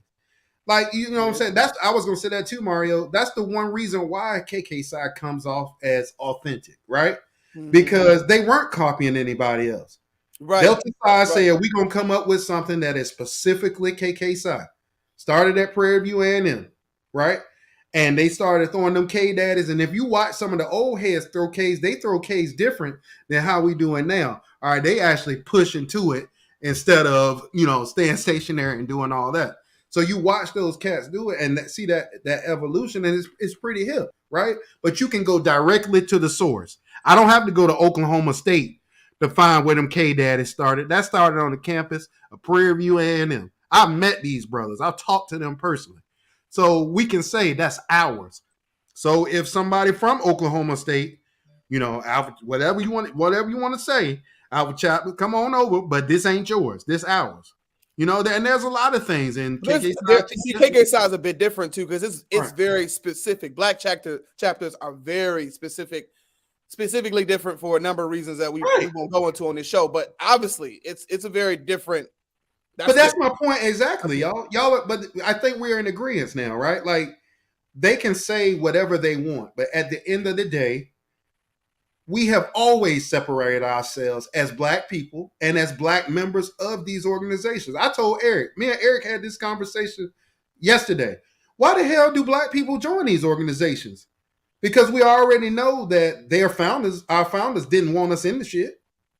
We do it because at the end of the day, we want what's best musically and service-wise for our bands the same way. And why not do that under the umbrella of a brotherhood or sisterhood? Right. And that's why KK Psi, TBS, Phi Mu Alpha, and Sigma Alpha Iota at Black chapters will always be relevant because we serve a specific purpose. But it's the same reason why when we go to like national conventions, I better not see your ass step one time, because we ain't out here to entertain these white brothers and sisters. We out here to handle business the same way. Don't be out here, hey, let me teach you how. No. Come over here, let's get on this info. Come over here, let's get on this community. You'll see that more than anything. KK Psi love to quiz us. Hey, I used to love it. Mario, when y'all I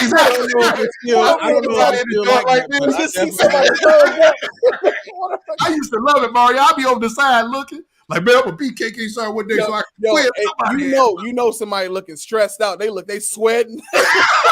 Oh, and they look. They've been in the corner for 45 minutes. I will tell you this. I don't know if Psi is still like that. I know we was hungry for it back in the day. Matter of fact, Rick had to watch me get a dude when we were at a jazz band performance. I was over there with that dude for about 20 minutes. Yo, I remember the first time I went to Honda, bro. We went. Dog, that was so OD, Central, dog. You weren't walking 10 steps without getting. And Mario, look, Mario, remember when we went to the consortium for the first time? Yes. And I'm looking at you, dog, let's get on these babes. Y'all over there hitting the stepdaddy and talking. Come on. Dudes in the corner, hair up. Right. I'm like, dog, let's get on it. Look, all these fine women from A&T over here, and y'all over there twizzing each other up. I'm like, man, I'm good. I'm going right in. And Maya, it's a picture out there of it too. I had to take that picture offline. I need to get a job. I have one comment as devil's advocate. Like, if you are actually like Greek, wouldn't it seem a bit weird to have a lot of Black people like naming organizations after your alphabet? If it's just your, like, think about it. Like, imagine we went somewhere and they were like, "Oh, this is an organization called ABC," or, you know what I mean, like DEF. Like.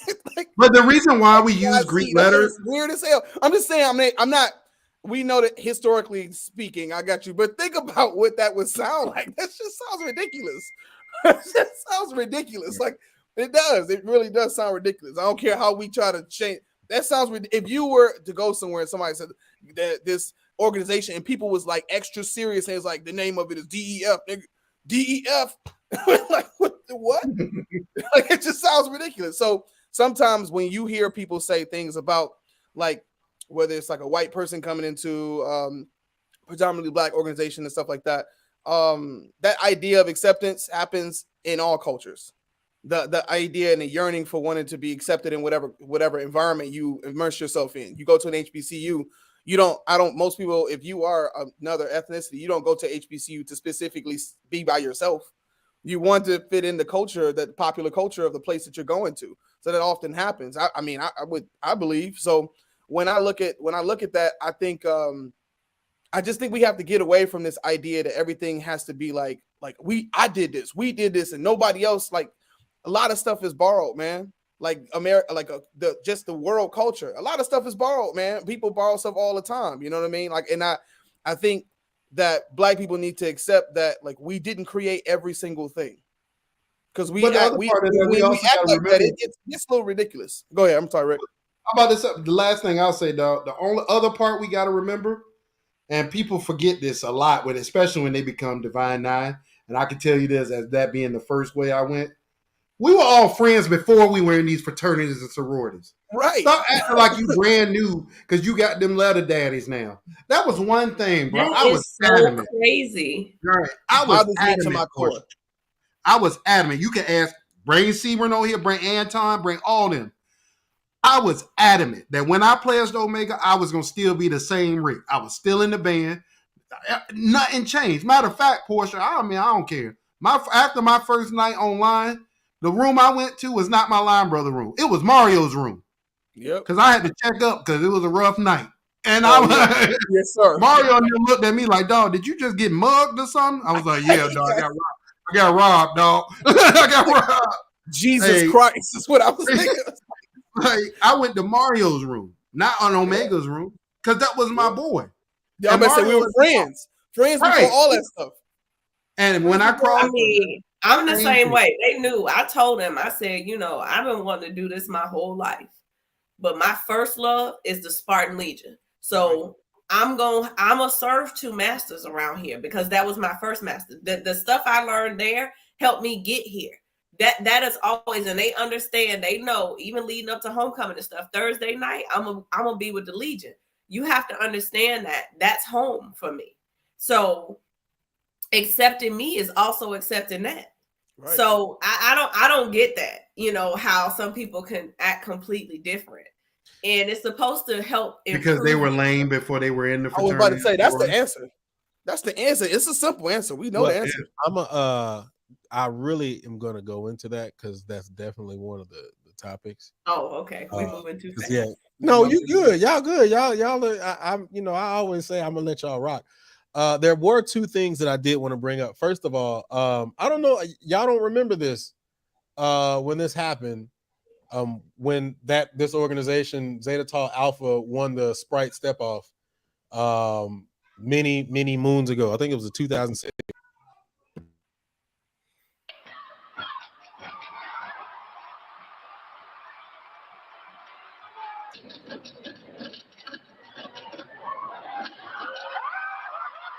Yeah, so they won. The only reason they won is because they look close, because that is not clean.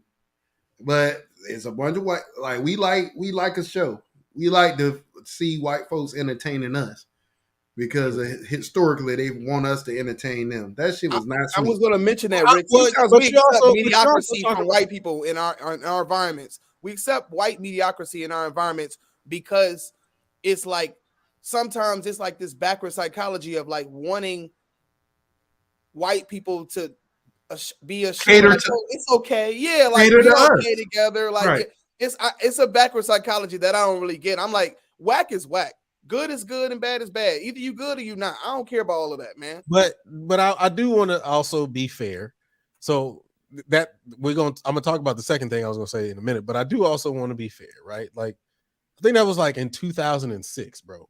So what our perception of what looks clean in 2022 is a lot different, in my personal opinion, to what we accepted in 2006. Now, I'm not saying that what you guys are saying is wrong, because I absolutely agree with you 100%. I don't disagree with what you just said, but I also understand that, and I look at it like band videos, right? Because like if I look at a band video from like 1998, like the quality of sound is a little different than just their approach to what they did. But back then it was spectacular. But now in 2022, things have changed. People have upgraded some things in life. And so I can't look at it like, man, I mean, they had a tune. Like, I mean, like, obviously they had a tune. Like, I mean, there's some intonation problems, but back then it was amazing. So I think that I mean, that's just kind of how I look at it.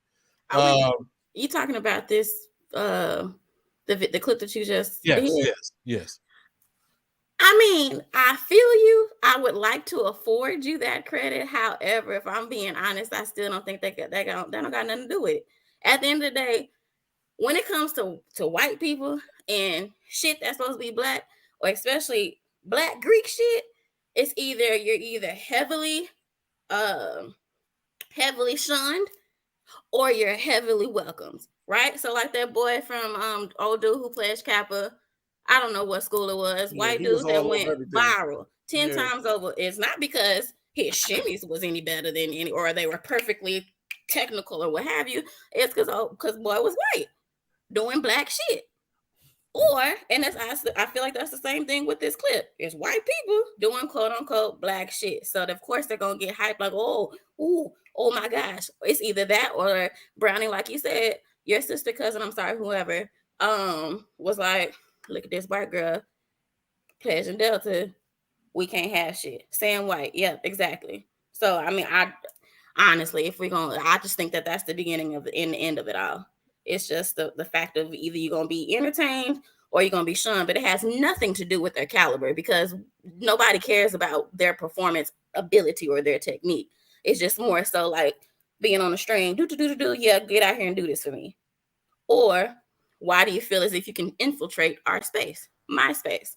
But Maya, you absolutely right. And Juliet, I got to say this last thing because Maya just touched on something that's real touchy with me. Our centennial was at Howard. My line brother had the story you were telling me. Yeah. The Omega Centennial was at Howard. My line brother had just passed away, so I was already in a bad mental space, y'all.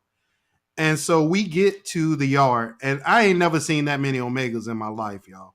It had to have been 10, 15, 20,000 Omegas on the yard, in the middle of the yard.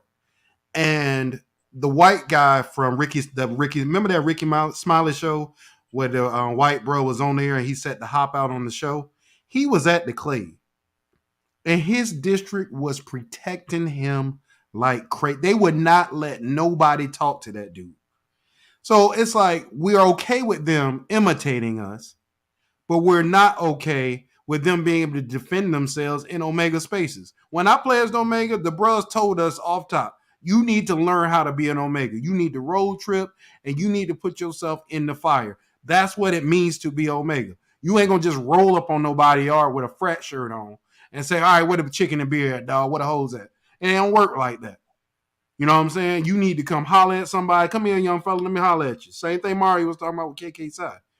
But when we put those people in those same situations, they protect them like crazy. That bro did not talk to one person out there. And we like, come here, dog. Let me holler at you. You out here setting all these damn hops out. Let's see what you know. What's up with this info? All the stuff that we had to go through to be considered good and Omega and Zeta and TBS and out whatever. All the things we have to do to get good. If your ass want to hit these stepdaddies and be like us, you need to come hit this info the same way. Stop protecting them. Rick, this is not exclusive to Omega at all, but I will say this. The protection of white people. I wonder where I've heard that before.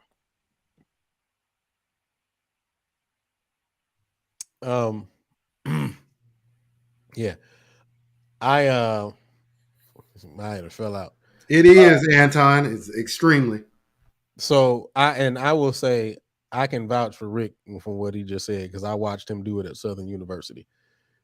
We went up there. I can tell you this quick story, and then I got to move to the homecoming too. But we went to Southern University's homecoming.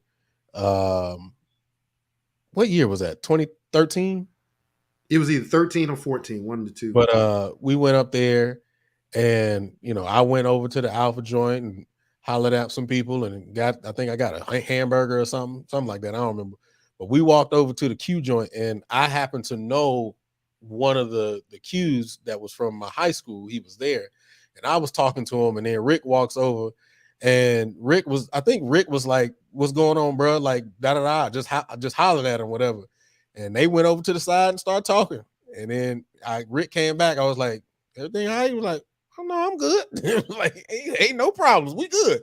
I had a burger, everything. I was in there good.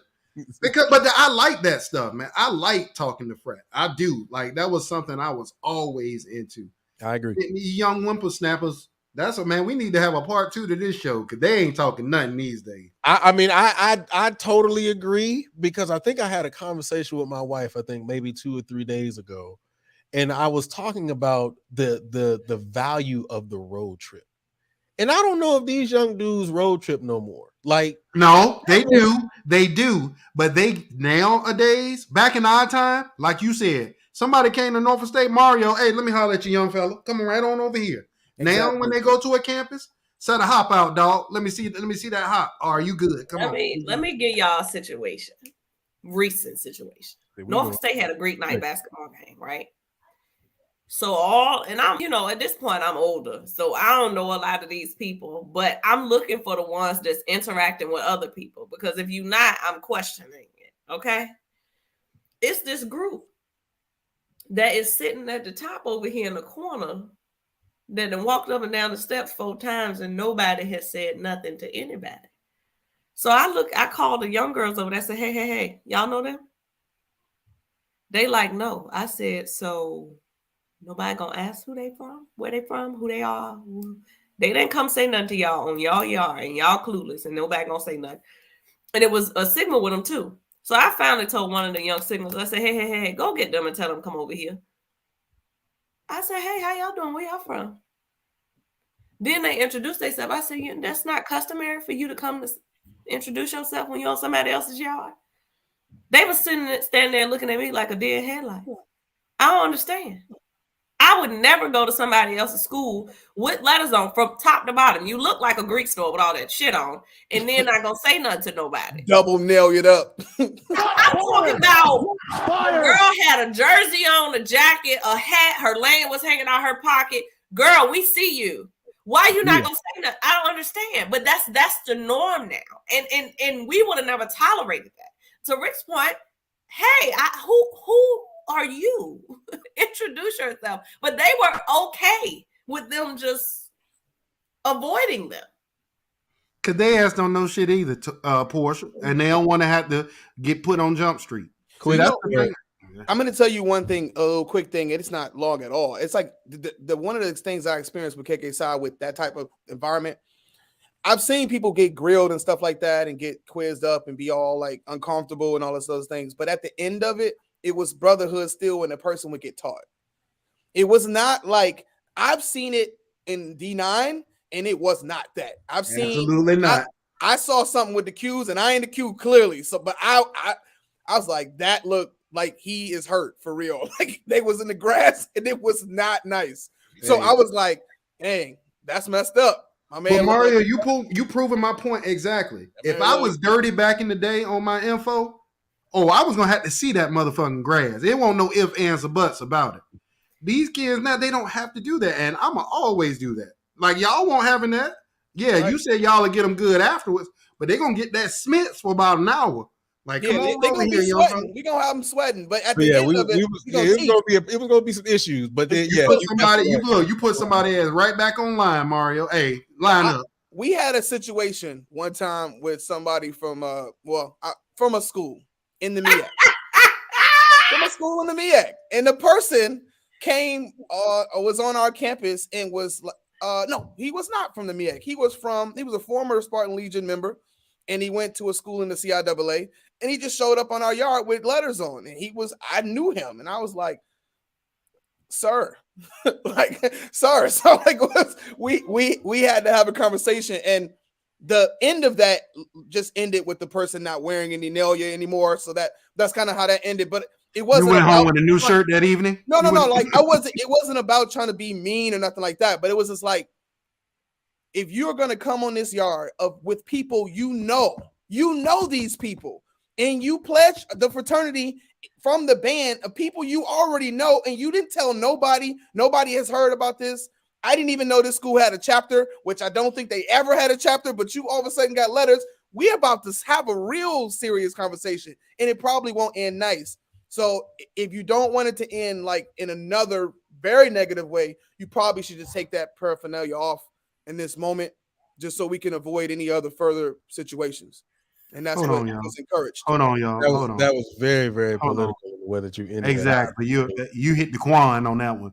Yes, brothers, we want to make sure that you don't have any more troubles. So pass I'm your shirt. gonna tell y'all the ignorant way. I done seen them strip whole people at Atlanta Greek picnic. Absolutely. I'm talking about and rip shirts off. No, forget that taking it off. I didn't say, oh, you don't know it? Take it right off. But hold on, y'all. Because we have a younger member of our panel who actually crossed in the last 10 years. So Maya, how all this stuff us old people are talking about, does this make any sense to you? Because you are in the new generation. Have you smoked somebody up for their TBS paraphernalia? Rick, you are her LS. So what are you talking about? We can ask you that same question. No, I've been Greek for 20 years. I'm good. Have you smoked TBS for some nail, Rick? Right, that don't make no sense. Right. To answer your question, yes, I am very aware. Have I done it? No. But does it happen? Not to the extent that it should. But yeah. Listen, I'm sorry, Ma. Were you finished? I'm sorry, sweet. Yeah, I will say this real quick, and then I want to move on to the next thing. Hey, Fred. Bloop. Anyway, no, but I just remember, and like I said, there may be a part 2, man, because like I said, I think that road trip is important. I just remember when I was in when I went to Morgan, I couldn't come on that yard without going to see Renard first. Like, and that was right after our cross. Like, I went up to Morgan and I had to go see Renard. And I went to a basketball game at Morgan, and Renard had me hemmed up for about 5-10 minutes. And after that, we were good. Everything was good. Everybody was smiling. We came out of that joint, and I was good after that. Like that to me is just part of the whole process of just becoming part of that brotherhood. You know, coming to I disagree. That's not what's becoming part of the brotherhood. That's what I'm saying that's what makes you love the brotherhood. That's what makes you love the brotherhood. I'm not saying that is the whole thing, but I am saying that it's part of it. I think it builds connections. I'm going to say that. I agree. Outside of your chapter, it builds connections. I'm telling you, one time I graduated from college, and I went home and they did a graduation ceremony. I go to the bathroom. I come out. This lady is standing there waiting on me to wash my hands, and I'm like, "What the hell is going on here?" And I had a Z5B stole on. She said, "Hey, so congratulations." When she did it, she gripped me, and I was in that bathroom for about 15 minutes. And I'm grown at this point because I done graduated from Norfolk State. My mom in the choir. I come back. She looking at me like, where the hell you been? But after we was finished with that conversation, that lady pulled $100 out her purse and gave it to me. You know, and I still talk to her to this day. I had never met her before. She was visiting our church with somebody else. I still talk to her, you know, because we built that connection. You know, she was like, you know, I'm proud of you, young Sora. If you need anything, let me know. Here's $100. My mom was like, I didn't know where you was at for that long time. But you know, it that's a connection there. So it might be uncomfortable, you know, and you don't expect it all the time. I damn sure didn't expect it coming out of a stall, but there's somebody else I'm connected to in an organization. You know, that's another resource that I have. So I don't know that they have that now. Because everything is, you know, I can't say that word, the H word now. Set some now. Set a hop out, and then you good. These young folks' perception of connection is talking on social media. Well, I will say this though. Oh, go ahead, Mike. That's why I was sitting here going, like, thinking back and forth, because I think some of it is that rites of passage is granted via social media. It's granted via sharing of videos or comments and done online, to where now the I don't know how to say it, but basically, yes, instead of making those connections and doing road trips and doing things face to face, a lot of it is being granted or done so online. So that kind of deteriorates what is needed or what is accepted or what is known to be right and customary when you go on somebody else's campus now. Maybe I'm old. Go ahead. Even with the like the hopping, right? Like I thought that's how they get good now. I gotta say two things about it. First of all, you can say what you want though. These young people got some of the sweetest hops I've never seen in my life. Oh, they be innovative as a mug. Bro, I be sitting there like I can't do nothing. Stuff be cold. Stuff be cold. I ain't gonna front. And but the sad part about it is back in the day, you used to have to go to the yard to learn them cold ass hops. Like I learned Q hop with Enrique. MD Special. Y'all, MD Special, look it up on YouTube one day. It is one of the longest hops. It is an absolute haze. And I learned that from a Theta Sig, bro, from New Orleans. Like that's how you did it. Now all you got to do is hit the Click Daddy. They got that Q's Worldwide page on Instagram. You can learn all the sweet hops. I might set something out at homecoming this year and learn. A lot of stuff with Iota Zai stuff during my era was learned at good old Bobby Lincoln's house over festive spirits. You know what I'm saying? Was a wonderful time. Wonderful time. And Black Magic. Oh yeah. Yes. What is Black Magic? I ain't never heard of that before. I don't know what that. We had a good time though. I mean, talking about like learning when we got over. I remember North Carolina Central coming up, showing us stuff. Eddie Gamma Bros showing us stuff, and that's literally where the style came from a lot of the Iota Zai stuff was from that. And then when Luke came in, he came in with all the Houston stuff because we, showing us what they used to do back in PV. He was already doing all this shit before he even came outside. He was already ready to go. He was ready to go. I'm ready, big. The Cowboys came in ready to go. Tap me in. All right, man. Let's move on, man. We done had a long conversation. No, we done hit Quan with the Smiths. That man got six. That man got 6 words in. Yes, I'm in Phi Mu Alpha. Well, he said he's grilling us. That man working. Yeah, he's still dealing with them cheering. He working. All right, man. Let's keep it going, man. Welcome everybody to Talk That Talk. We have the unfiltered, unscripted, uncomfortable conversations about band, HBCU band culture, music education, and more. I guess this conversation is the and more.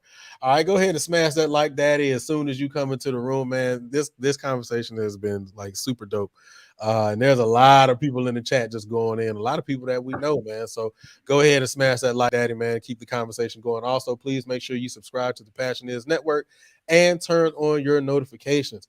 Also, you can find this episode on all of your podcasts and networks.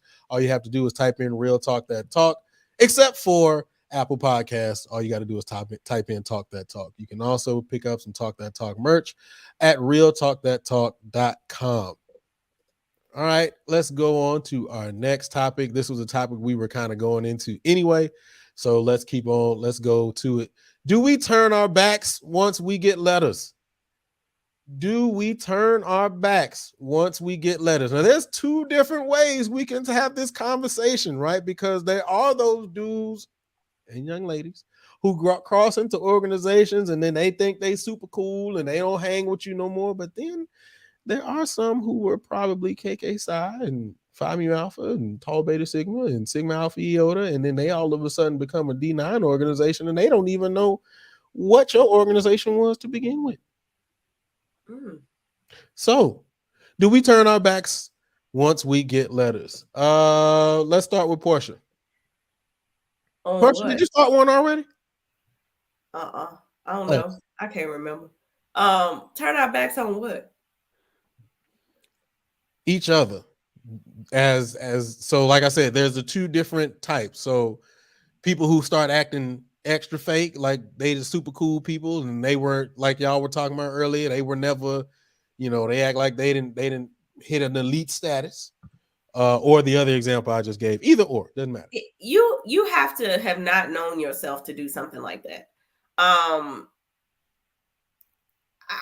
There was no need for me to change. My friends before the Legion, even before the Legion, because I didn't march my freshman year. You know, when I got to the Legion, I still had those friends. They didn't see me a lot because I joined the Legion. But when I became a Zeta, like, I still had my friends. Like, there was no need for me to separate.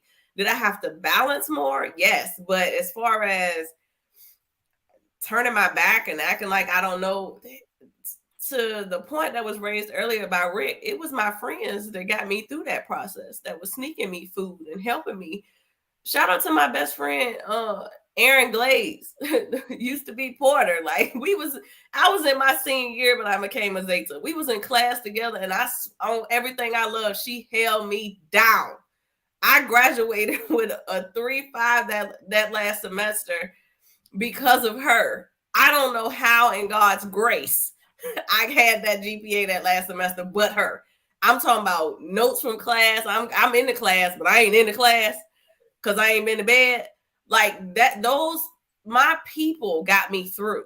You know what I'm saying? So I would never turn my back on them. And I wouldn't have been the person that I was for Zeta Gamma to take me if I had not been in the Legion.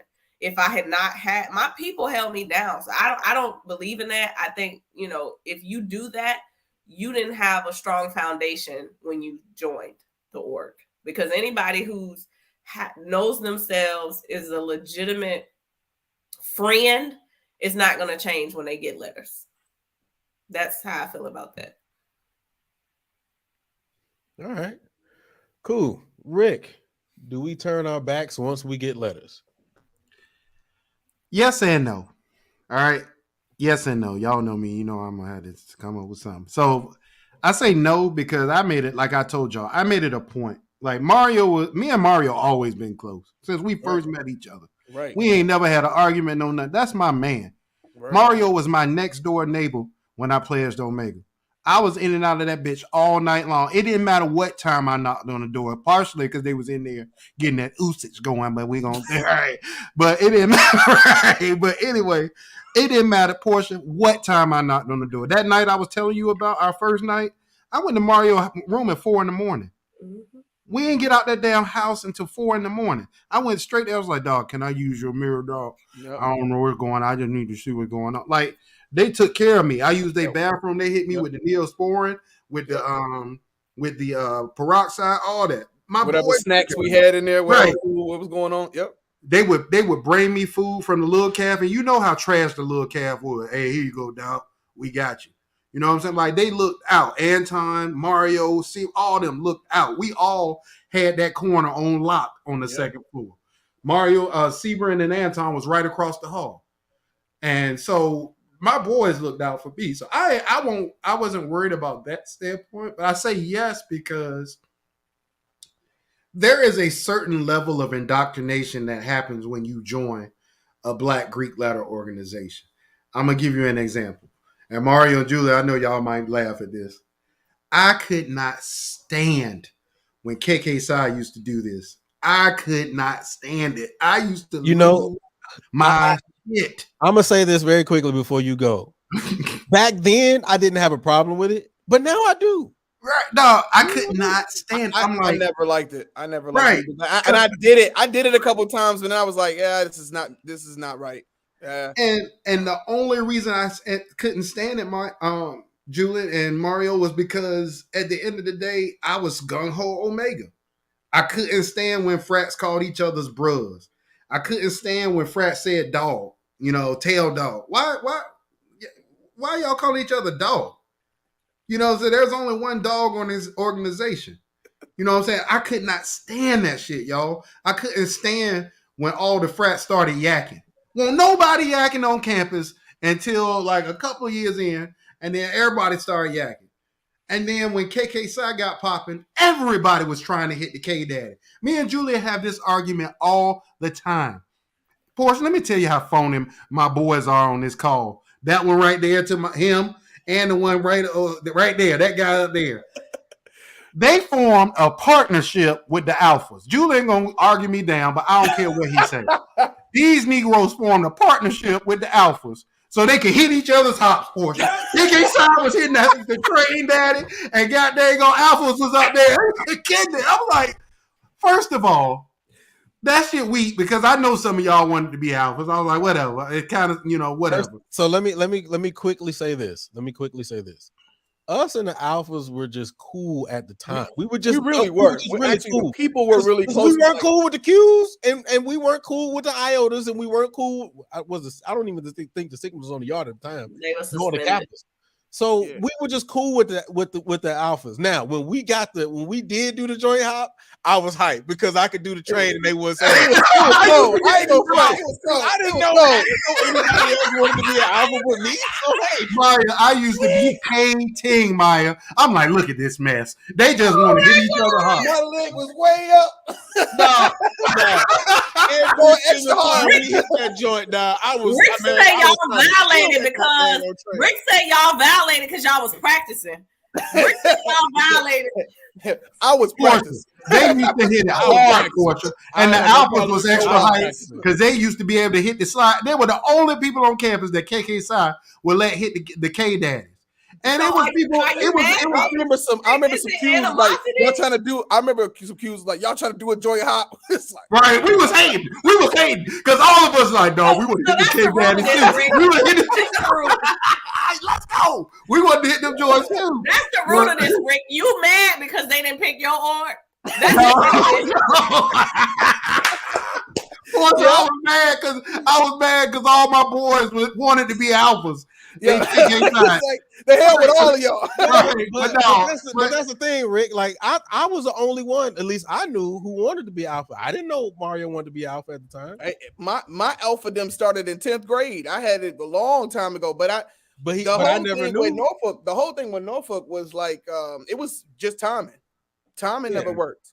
I didn't know. Man, I ain't gonna go into that on this call, but it was some whole stuff happening. It was a lot of stuff, but like I didn't know my LB wanted to be Alpha at the time. Like it was a lot of people who in the chapter who either wanted to be Alphas or became Alphas that I didn't know wanted to be Alphas at the time. I was the only one. So like I will comfortably admit, whenever we did that joint, I was trying to kill it every single time. Yes, without fail. I'm not gonna lie to you on that. Y'all was practicing. That's okay.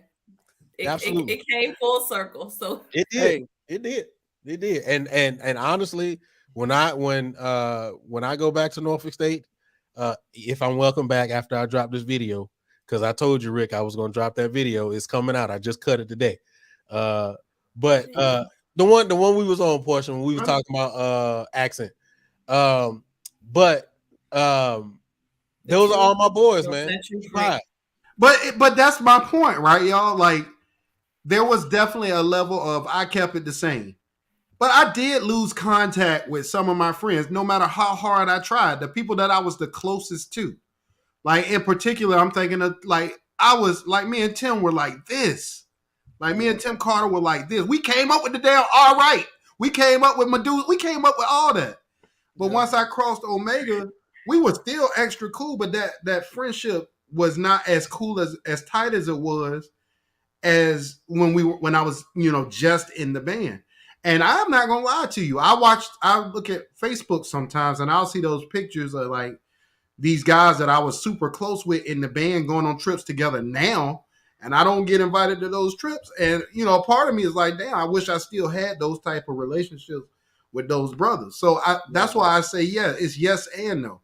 Because there's a part of the process that teaches you how to love the organization. And yes, sir, that you join. I'm not going to hold you. Yes, sir.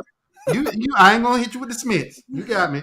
But yeah, man, like Anton Sebring, you, Mario, all of us, we were all close. Right. But those relationships changed once y'all became Psi. And once I went Omega, like we still were extra close. Anytime it was time to ride, when we had to fight the football team on the hill, we were all right there together. Right. You know what I'm saying? But there was a level of brotherhood that y'all three had, and y'all were like my closest friends. Y'all had that changed the relationship between me and y'all. You know, to this day, you know, I can hit one of y'all. I know it's all love, but Right. there is a part of joining a Greek letter organization that puts you closer to those brothers and sisters that you gain when you join those organizations. So that's it. But I wouldn't necessarily say to what, based on what you described, that it's turning your back. It's more so it may alter or shift or change relationships in a way, but to completely turn your back on somebody, I don't see that. All right. Chief, do we turn our backs once we get letters? I'm gonna look at it from another little angle here. So me becoming D9, I became D9 on grad level. So because I became D9 on grad level, it's definitely different. It's totally different. You know, like I have conversations with my line brothers for KXL all the time, and the reality is that, you know, when you are, you know, plus 35, plus 40, plus 45, whatever, and you join an organization, either you, like most people in that time of their lives, are really busy with their family and their jobs and careers. It's like so many things moving. So I look at it like, when you say turn your backs, are you putting in what we say time, talent, and treasury? You know what I mean? Are you putting in those three things to your organization to contribute in a way that, you know, uses your skill set to push things forward? And you know I can speak for myself and just say I've been guilty of not putting in my time and my talent. The treasury is still there, but the time and the talent is not always there. I'm not always contributing in a way, but I try to, you know, as we know, to be an alpha man, that's a whole nother thing. It's another conversation when it comes to that. But the reality is that you have to embody that spirit all the time. It's who you are as a person. It's your, you know, it's how you move in your life. So but it's a bit frustrating sometimes, because those relationships that you have, they can sometimes change. I remember when we came over Spring 03, KKSI in Norfolk, and how much things changed. I remember the change. I remember just seeing that too. That was like a 4 or 5 year span that the things were just, they had gotten to the point where it went from totally unknown to very significant on campus. And I'll put it like that. You know what I mean? And to have that type of imprint, it did change your relationship when people start thinking. I had people in the band saying, "Oh, y'all arrogant, this and that and the other." People were like really like getting at us about stuff like that. And we already got it. If you was from Detroit, you already were told you were arrogant anyway. So we already told, "Oh, y'all Cass Tech people, y'all think y'all the shit." We are though. I mean, it's all good though. But you know what I'm saying? Like, I'm just fucking around. But real talk. That's how we were bred to work hard enough to have an attitude of confidence in yourself. You would never see me or anybody from my time ever talk shit and not want to back it up. We was always the ones like, oh, if I'm gonna talk some shit, oh, let's go to the 50, let's do it. So people was mad that when it came down to when we crossed side, was like, oh, but we can still, like, if you still don't think that mean that you gonna talk to me crazy, that we gonna like, no. So the energy became almost standoffish with some of the upperclassmen and then some of the people who had just crossed, because they were used to another version of KKSI. They weren't used to us and how we were operating and the way we were moving in the band in the leadership roles that we took. It was kind of like they were still used to being like talking shit about side, how they want this, how they want that, and all this stuff. But then when we came in, it was all of a sudden like, oh, now your tone is different. Now you want to act this certain way. So there was another level of that turn your back. So one was like the grad experience when it comes to D9 or any organization. And then the other part is like being in the band itself and then having that disconnect as it relates to some of the people that you were cool with, who then feel kind of uncomfortable, insecure about what their position is in the band, and feeling like y'all are taking over and they don't know where they fit and they want to kind of attack it because that's the natural tendency to do when you uncomfortable. So I feel like that was a bit of the experiences that I know I experienced, you know, through both. Yeah, man, that was deep. I actually wasn't expecting you to go that route. So respect. Maya, do we turn our backs once we get letters? Some do. Many.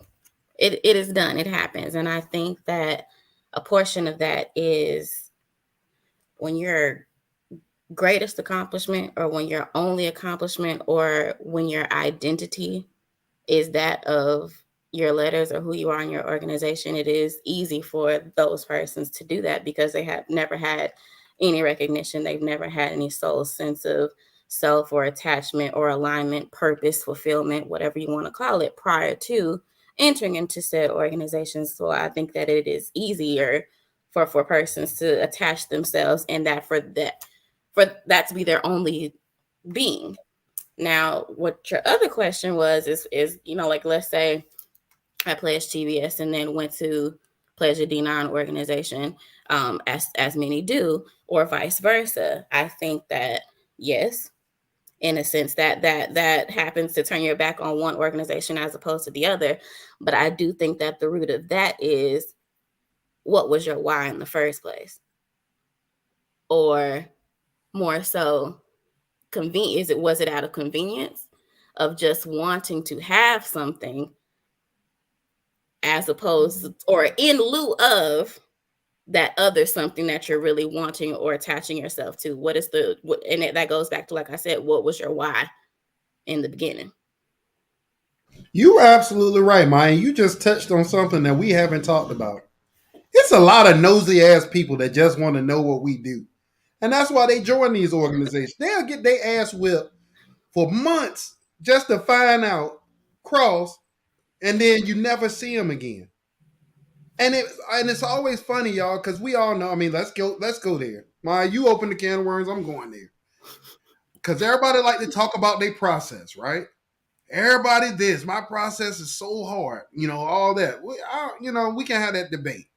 But at the end of the day, it be the people that got their ass whipped the most that be the most horrible members of these organizations.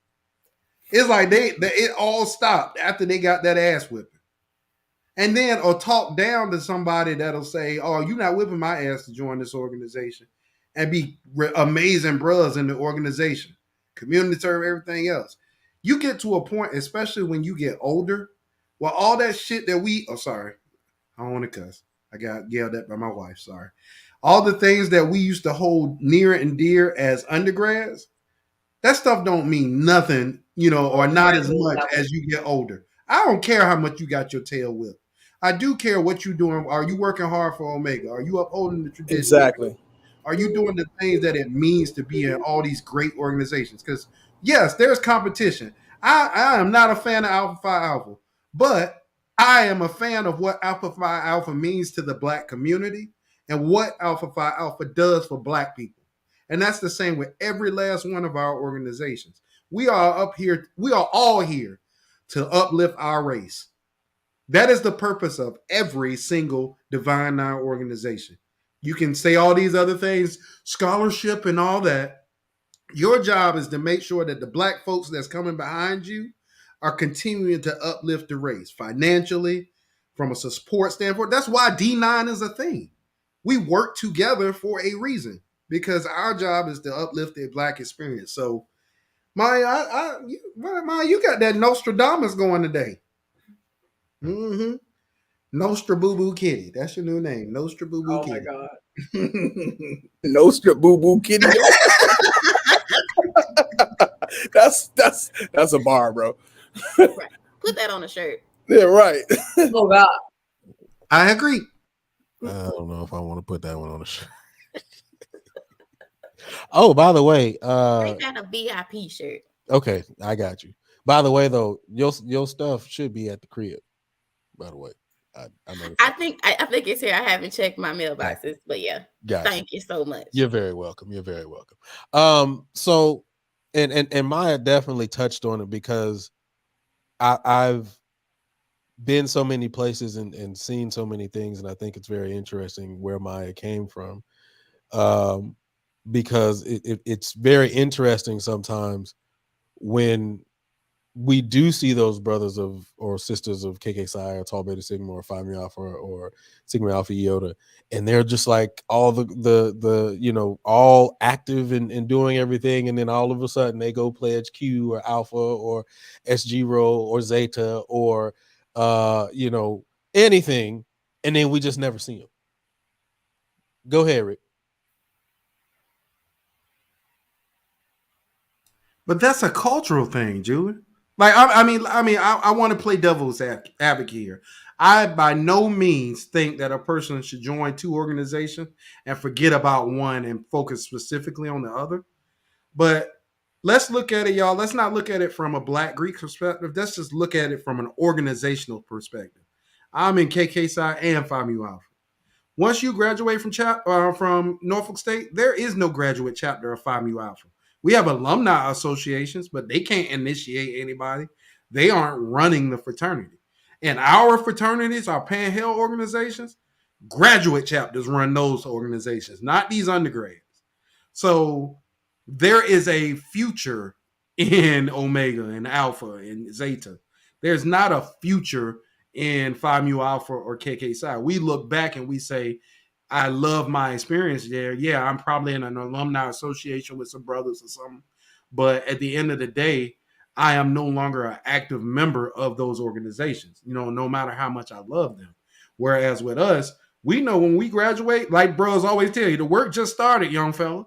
You got a long life of being financial. Like Mario said, the money is there. He may not be active with his time, but his finances is there. He supports his chapter financially.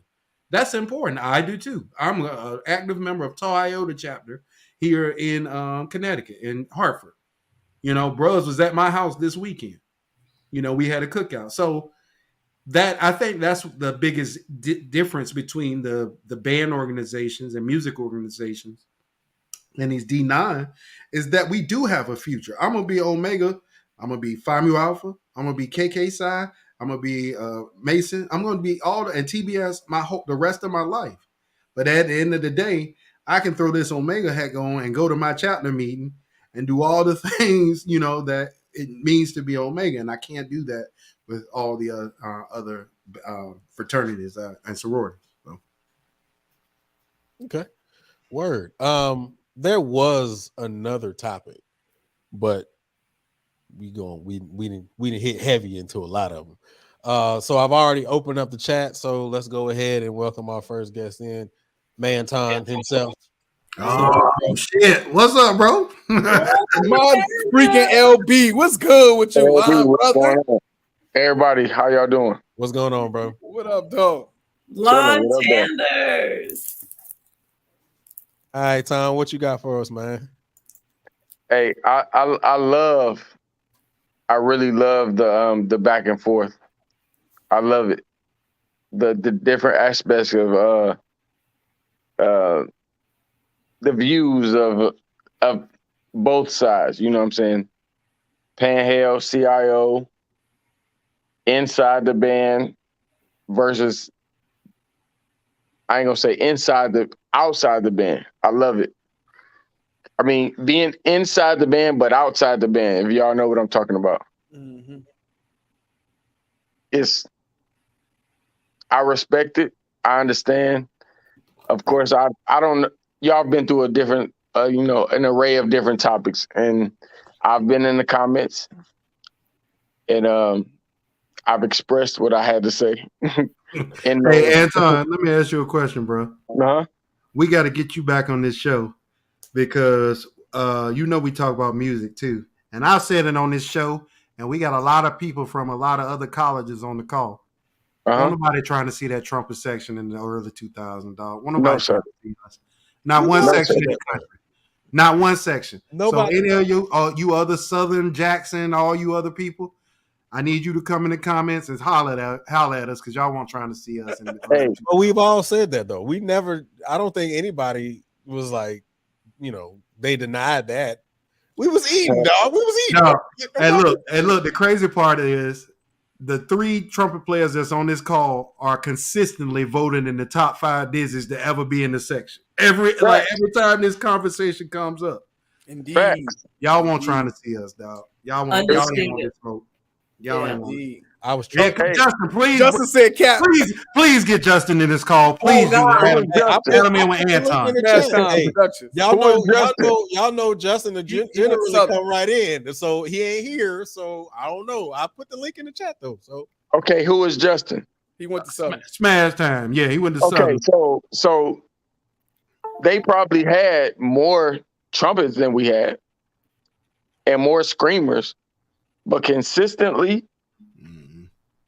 us three right here, and I'm gonna add my homie Will Biddens, Pickles, and J-Ron Flife. We had horses, man. I don't care what nobody say. We had horses, and put our section, our top people in our section against any section in the country, and they didn't want it. They didn't want the and when we say top people, we ain't talking about just upper split leagues. Because Jeremy is the best third trumpet player I've ever heard.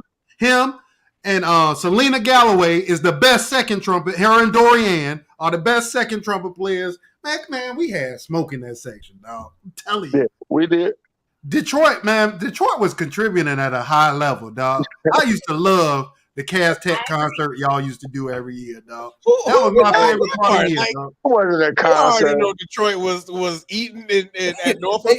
Andrew always talk about how we did a whole concert outside after. Dog, y'all would run the whole book, and I was there every single time. Y'all used to hit the Never Satisfied. Y'all, man. I used Back to and Blues, whatever we want, whatever we had 187 songs in the book. It was a ridiculous amount of songs that no set of kids should have to know that many songs to perform. Did y'all go to class? 35 people in the marching band. Your school 300. Look, there go Carl right there. Carl was on that daggone clarinet. Go ahead, Carl. What up, Rookie sis? What up, Carl? That daggone Detroit man, y'all were cold, dog. I got to give credit where credit's due because in 2000, it was me and K2. And then y'all got there in 01 and Julian got there in 02. We was a problem, dog. Matter of fact, we got to hit this whole time in 1 year, dog. We just got to hit it 1 year because I still play. I still can play up there, man. So we need to hit it 1 year, dog. Oh, you still got them double C's, Rick? I do, man. He was still Julian, look, hey, Todd, Julian be hating on me, dog. We be in TMBA, and I try a horn out, and he like, here we go. Here we go. I don't be hating no more. The first time we did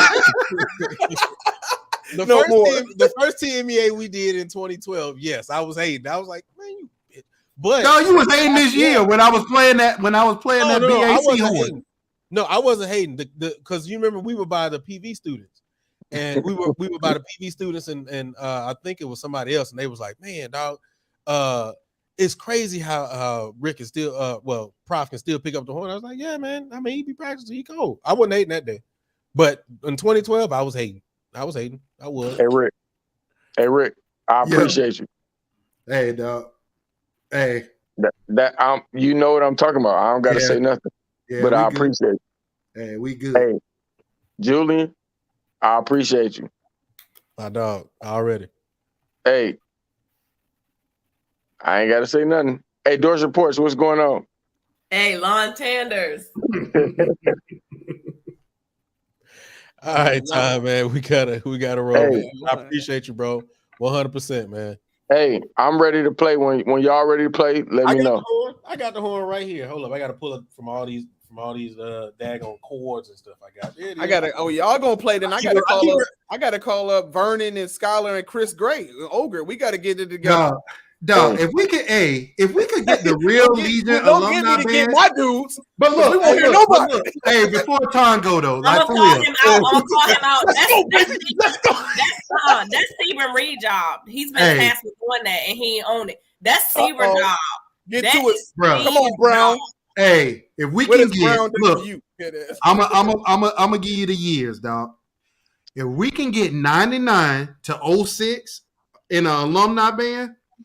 Remember that Southern alumni band they had a couple years ago? It was smashing. They sound just like the marching band. It'll be one of them experiences, yo. I'm telling you. We had some goats in 99 because you got to start with Midnight, Donnell, and Jameer. You got to start there with the Dizzies because that's where they all made us. You know what I'm saying? So Mo in the comments like, look at these old ass niggas. Look at Mo in the comments like, let y'all shut the hell up and go back to fraternities. Then y'all generation, the 01 crew.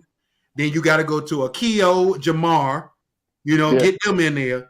Dog, we got a good 20 that man. This we would sound like the Legion like right now, dog. Real Give us talk. a week Real or two. talk. So You know what? please, okay. Hey, so I'm gonna do this. Let's do this. Because I've been having this idea and I kind of been sitting on it.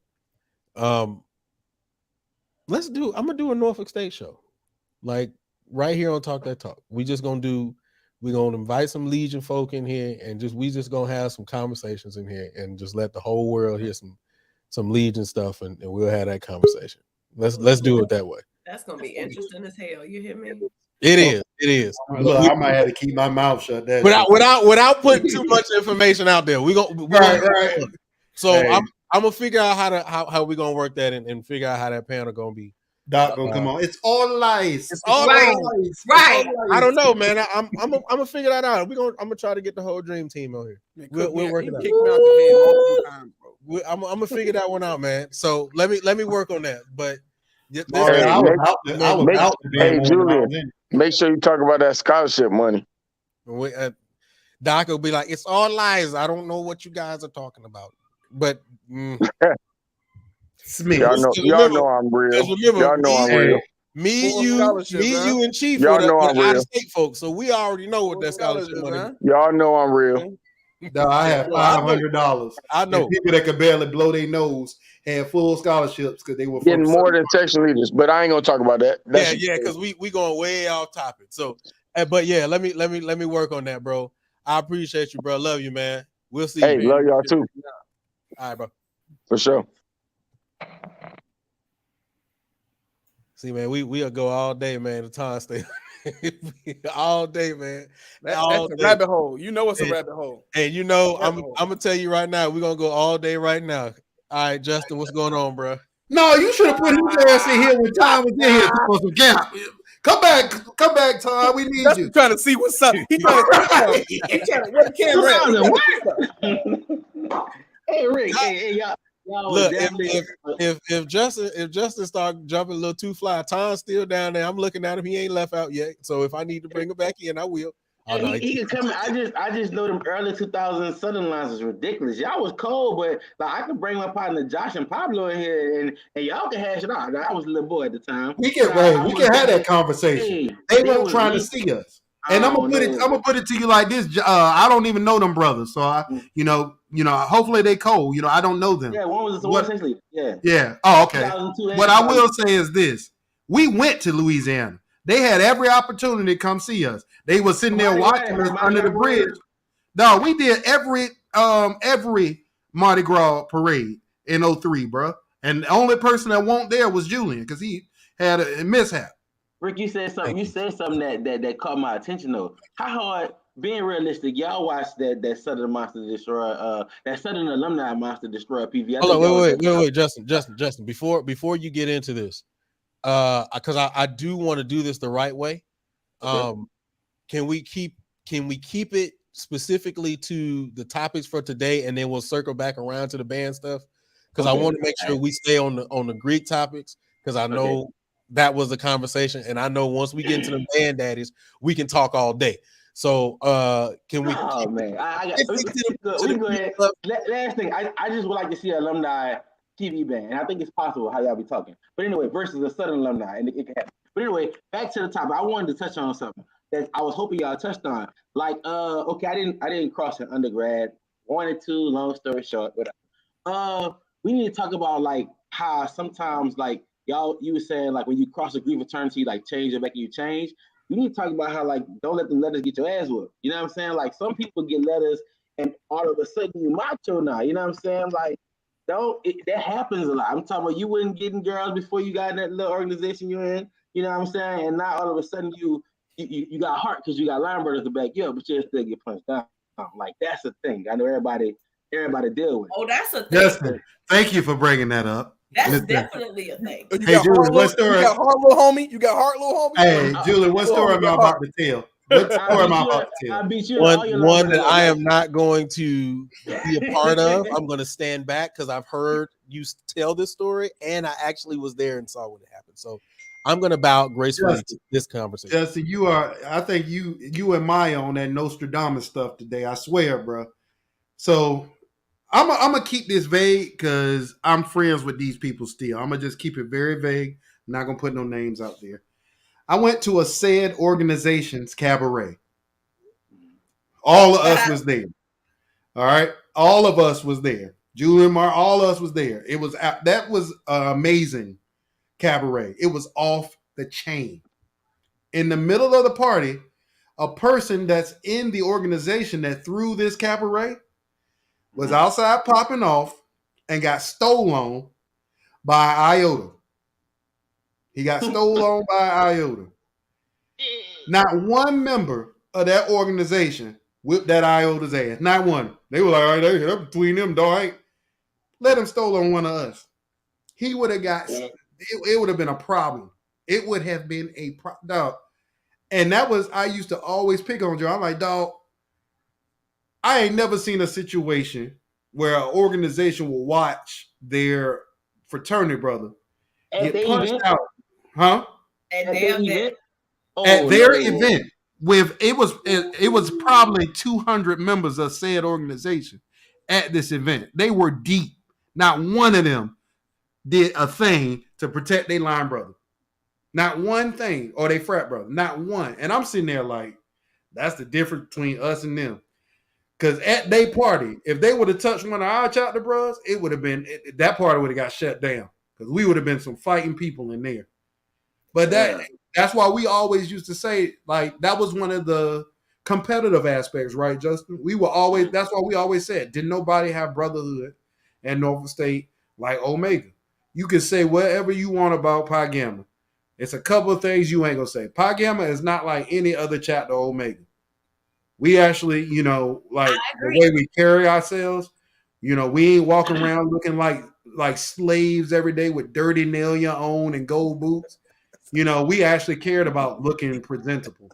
You know what I'm saying? I can't look as I will say this publicly. I will say this publicly. I say this to Rick all the time. If there was absolutely no such thing in the world as Alpha Phi Alpha Fraternity Incorporated, because of Pi Gamma, I would have pledged Q.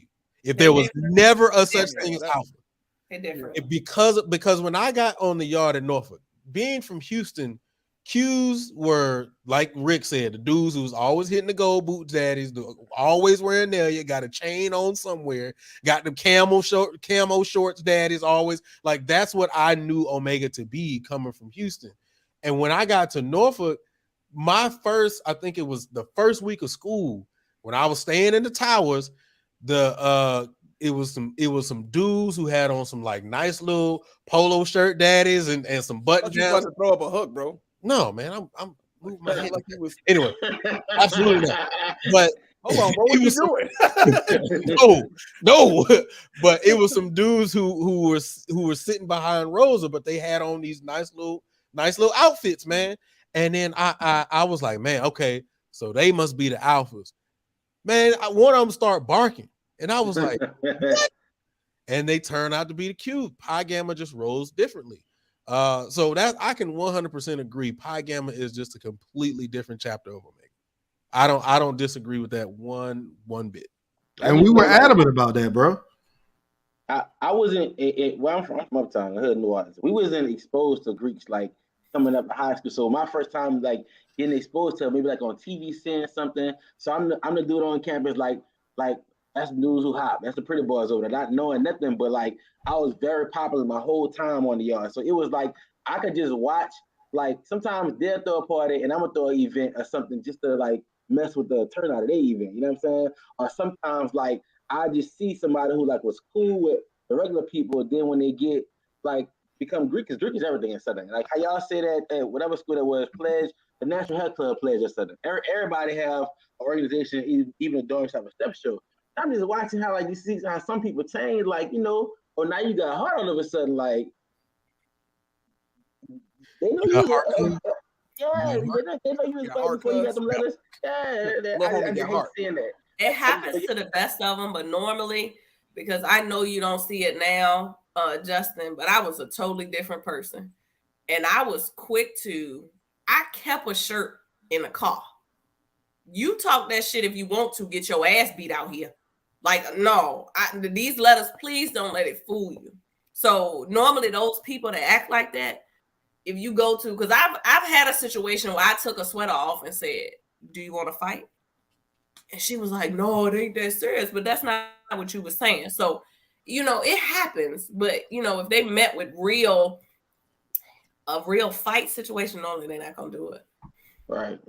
Hey, Justice, some of these Greeks be like Trump supporters. Don't let your president get your ass whipped.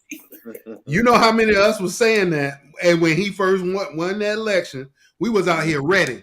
Don't let your president get you taken down out here, because you're gonna have a problem if you come over here with that racist stuff. So hey, that's crazy. I was just hoping one of y'all had touched on that. I think we all have encountered. I know I encountered that. Where people just think they can say whatever to you, and no. That's crazy. And the last thing, when y'all was saying about why Divine Nine don't treat Kappa Kappa Psi and all the music Greeks like fraternities and like as like people, I guess. One thing I outside looking in, be like, I cross honorary at Kentucky State, but me seeing it outside looking in is like, y'all was right. KK Psi be beating everybody's ass in them stuff shows. You know what I'm saying? And it's like you never really know how to read music, or you don't even understand the thought of it, because that's something I didn't even know KK Psi was a white organization until I actually become a member. So I let me do my research on it, you know what I'm saying? Because it was known my whole time at Southern, you know what I'm saying? So I didn't even think to even do research on it or whatever. I'm like, I wonder if they knew that, they might even give music Greeks more flashback or backlash because it's white organizations, you know what I'm saying? So on top of that, I just think it's one of them things that I ain't gonna say they'll never change, because some schools is undeniable. Like y'all was talking about that PV, kind of undeniable. They just the best, But that's probably one of the reasons why, just because they have no clue of what it is. They just think it's some bad stuff. You know what I'm saying? So yeah. But that's my time. I know we might have some people trying to get on here, but I would like to see that alumni band between Norfolk and Southern. Yeah. They don't want this smoke. I'm telling you, dog. Okay. They're gonna have a better book than us. 100%. They're gonna have a better book, but they're not gonna sound better than us. I'll put, like I said, 99 to 06 Norfolk, I'll put up against anybody. And then throw 09 in there, it's a wrap. It's a wrap. That was a monster. Yeah. Ask A&T. 09 is the best band Norfolk ever had. And I marched in the Legion. 2000, 01, 02. And the 09 band is the best band we ever had. I got like three Norfolk performances on my calendar this year, so y'all gonna be getting a lot of clips from me at Norfolk this year, just to give y'all a heads up, you know what I'm saying? So yeah, one being the A&T game, I'm going to see that because they got a big battle of bands the next day, so I'm gonna be there, y'all. They got y'all this year. All right, bro. Appreciate you, man. Hey, yo, family, I gotta pull off, man. I gotta go and get off for the night, man. But this was a great conversation, man. It was definitely good link with everybody. I will see you all next week for sure. All right, bro. Peace. All right, let's welcome Mo. What's going on, bro? Hey, what's going on, man? Hey, man, I've been following y'all and catching y'all off the evening. This is a great conversation, talking about the dynamics of Greeks and pan versus service organizations. And I think that what I've noticed and what I've seen, one, doing road trips, man, I loved coming to Norfolk, man. Oh my gosh. I remember y'all probate actually. But I think chapters have something to do with it. I think on some campuses, I think that there's a higher level of respect for service organizations. And I think on other campuses, they don't. And watching y'all that pajama jam, doing that joint hop with the Alphas, man, that was the wildest, but one of the best things I ever seen, man, for real. What organizations are you in, bro? I'm in Kappa Kappa Psi, Eta Gamma, fall 2001. Okay, cool. Yeah, I mean, yeah.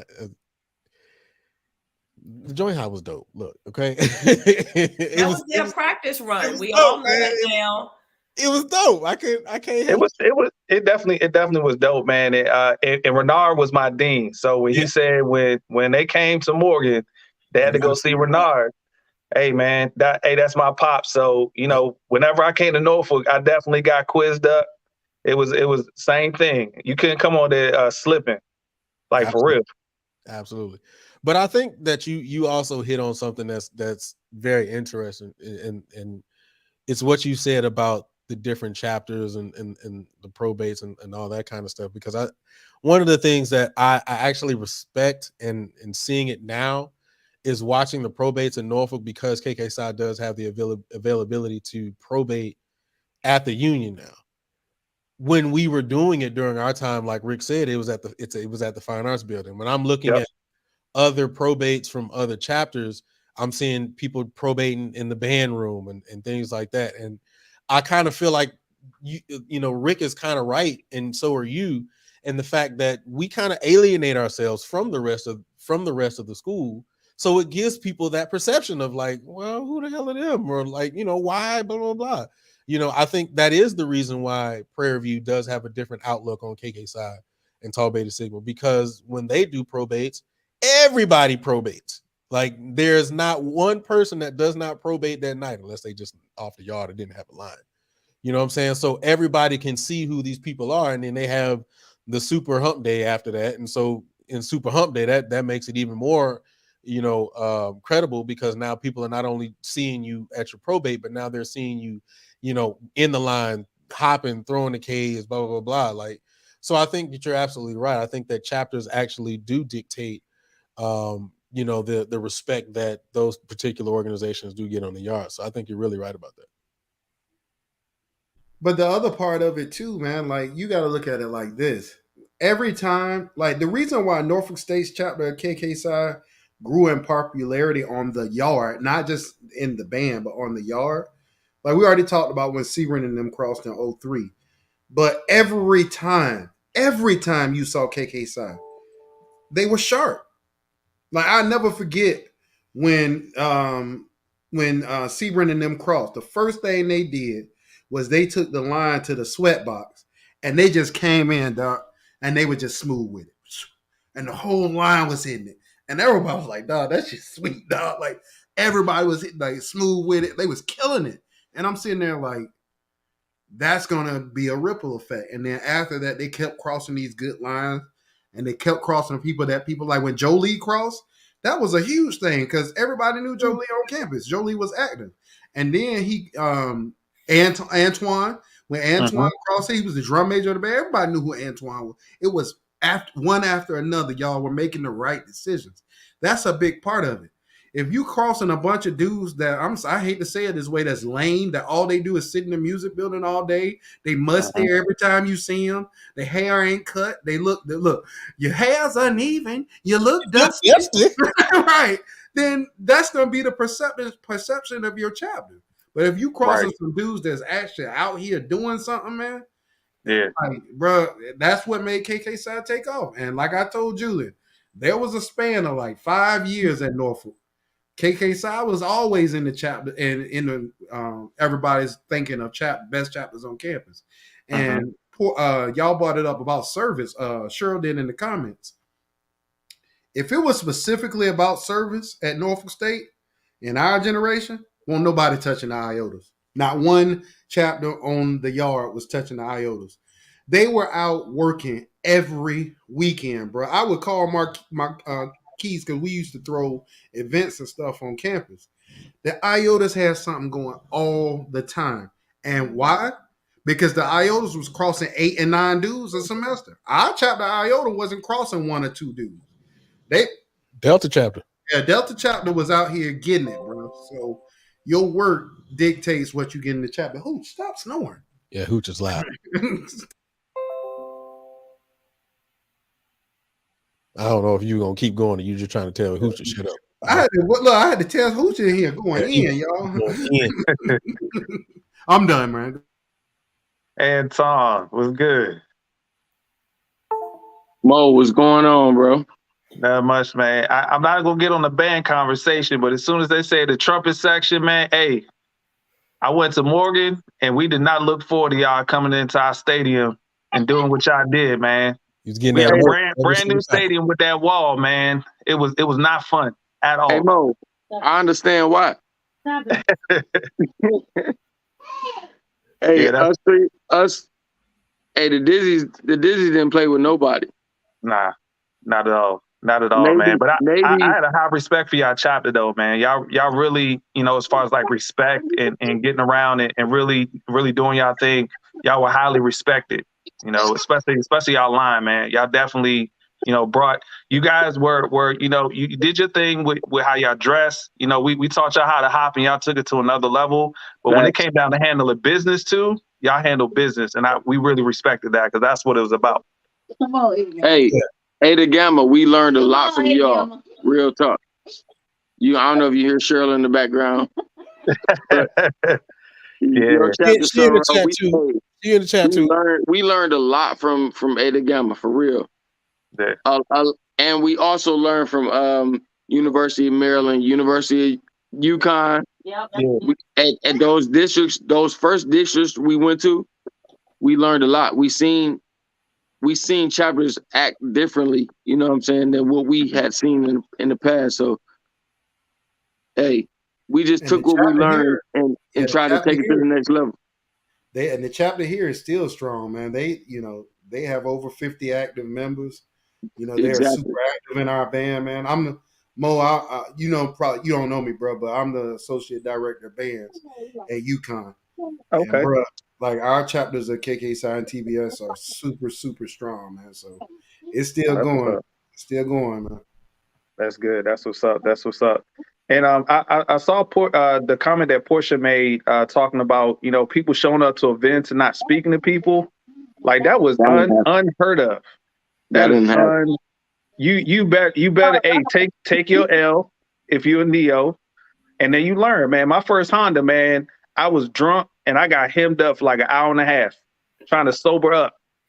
Someone almost took my coat. I got myself together because Bernard ain't playing that. But I got myself together and it was all love, man. But yeah, this new generation, they're not as social. And I don't know if it's because of social media that they're not used to being around people. But when you travel, you better speak. You better speak and show respect. I'm gonna tell you what it is, Mo. It's this generation of kids that's been told yes their whole life. Oh. They ain't gonna come to you with that KK Sci nail you on because they already know that when they see you, oh shit, man, this dude crossed 01. I need to make sure I know this info because he's gonna take my stuff and embarrass me. They don't want that experience, bro. We weren't scared of that experience because we knew that was gonna make us better. And it knew it was going to make our names be known. Like I said on the show before, the biggest compliment, like we got this brother in the chat that's a founder, Frederick Harvey is a founding member of the Iota Xi chapter. It's the biggest compliment that you can get is for that brother, a brother like Frederick, a founder of your chapter, to know your name as a young. Dang, man, that dude Anton, man, he's sharp. Dang, he know my name. That's like the highest compliment you can get, bro. Right. Definitely. Hey, that's our tale. Yeah. I was about to say, and shout out to Fred, man. Also, shout out to Iota Xi. Top chapter, man. So I do want to actually put that out there. Let's talk about it. Yeah. So I do want to talk about that. But man, I appreciate you, Mo, man. 100%. We done got old. Me, you, Anton, got old now. So a lot of the memories is exactly what they are, memories, man. But it was man. Yeah, that's what's up. Man, 100%, man. I appreciate you, bro. Appreciate y'all let me join the conversation and keep doing what y'all doing. And shout out to all the educators out here. Y'all still hanging in there for real. Absolutely. 100%, man. Appreciate you, bro. All right. All right, brother Ton, we about to get out here, man. So, man, I definitely appreciate you. Like I said, we're going to hit this. I'm going to figure out a way to make this Norfolk joint happen. For sure. And for sure. Hey, I'm going to say this. Y'all had a Drumline Live show and didn't even invite me, but I ain't going to talk about it. No, man, that was for just percussionists. Percussion. Oh, okay. It was just all percussion on that show. Me and all percussion. So no, it wasn't Drumline. I was about to cut your ass. Hey, I was about to cut you out. I spit on that dog. Hey, y'all know me. I don't hold it back. Oh yeah, I know. Oh, we know. Oh, we know. Door supports, don't do me like that. What she said? She gonna hit you. She gonna hit you with the Smith. Well, I think we've all gotten a little bit calmer. Y'all know. Yeah, I know, Richmond. I can tell you right now, time ain't changed. You get us all around at the same time. Hey, fool. Tom, you remember that, huh? When you came. Hey, fool. I'm gonna tell this quick story, and then Ton, we got to close out. So Ton, it was Ton, Sebring, Lionel, and I think Gerson. They all came to Houston that year that the Bayou was in Houston, and we went to they stayed at my crib, and I was taking them around the city, and they from the D, so we talk different in Houston, so our slang is a little different. So I took them to the Alpha party, the after party for the Battle of the Bands. The Alphas was throwing a party, and so they were letting people in the door, and it was Anton's time to come through.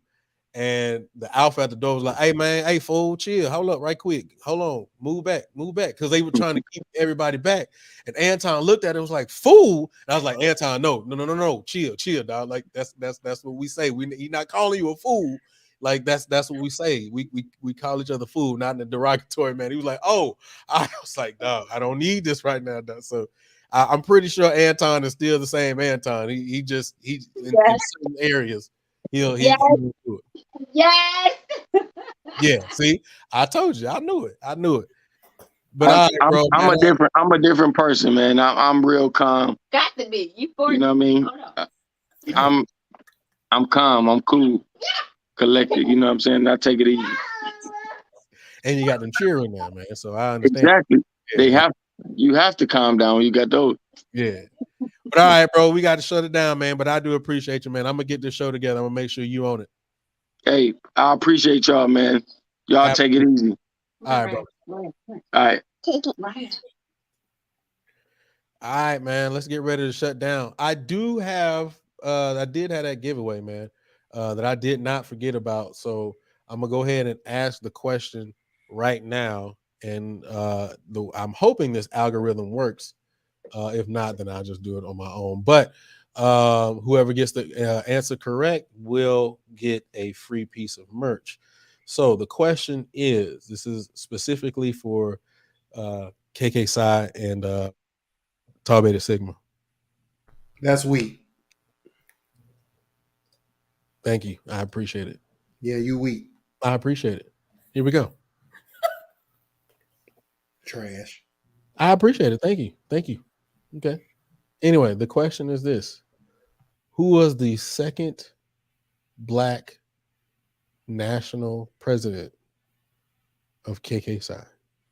If you know the answer, put it in the chat. We only care about people that's in KK Psi and TBS. I'm asking one goddamn question. You couldn't have come up with a question that everybody on our show that's watching could answer. I can almost guarantee that everybody on our show wouldn't be able to answer any question about any Greek organization because nobody know all the information. How about you ask something about Black people? How about you be quiet and let me run the goddamn thing that I'm running? This is not the KK Psi TBS show. This is the everybody show, the Greek show. Mute. And Melvin Miles. All right. So there we go. Anyway, as you guys are putting in the answers, let's go ahead and do this. I'm going to run this commercial very quickly, and then we're going to go and do our sign-outs. So here we go. The wait is over. The U.S. Bands Adjudicated Battle of the Bands now has 3 new locations added. Sunday, October 9th in Montgomery, Alabama. Sunday, October 16th in Petersburg, Virginia.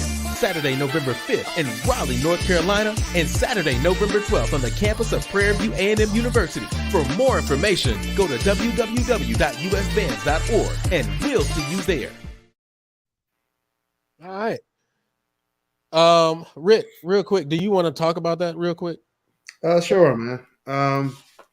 So guys, last year, for those of you that don't know, a vision that myself and a good friend of mine have been discussing for years actually came to fruition. We partnered with U.S. Bands, which is now under BDPA, the Blue Devils Performing Arts, and we had the first ever HBCU style adjudicated marching band competition for U.S. Bands. And that's a big deal because U.S. Bands is a national a countrywide organization that sponsors these type of programs. Not somebody cousin that just want to throw something in the middle of a community, but whatever. But and it's expanded this year, and it's growing. It's continuing to grow. So if you are a band director or anything like that, or a dance instructor, anything associated with a band, and your program wants to get quality adjudication from people like Maya, myself, Jude, all of us, then I strongly suggest that you register for one of these shows that's coming close to where you are. Spots are definitely filling up. Texas is filling up the fastest because this will be our second year in Texas. But if it's something that you're interested in, you want to actually not have to change your style in the middle of the year to go do UIL or something, whatever your state assessment is, then this is the type of program that you want to be a part of.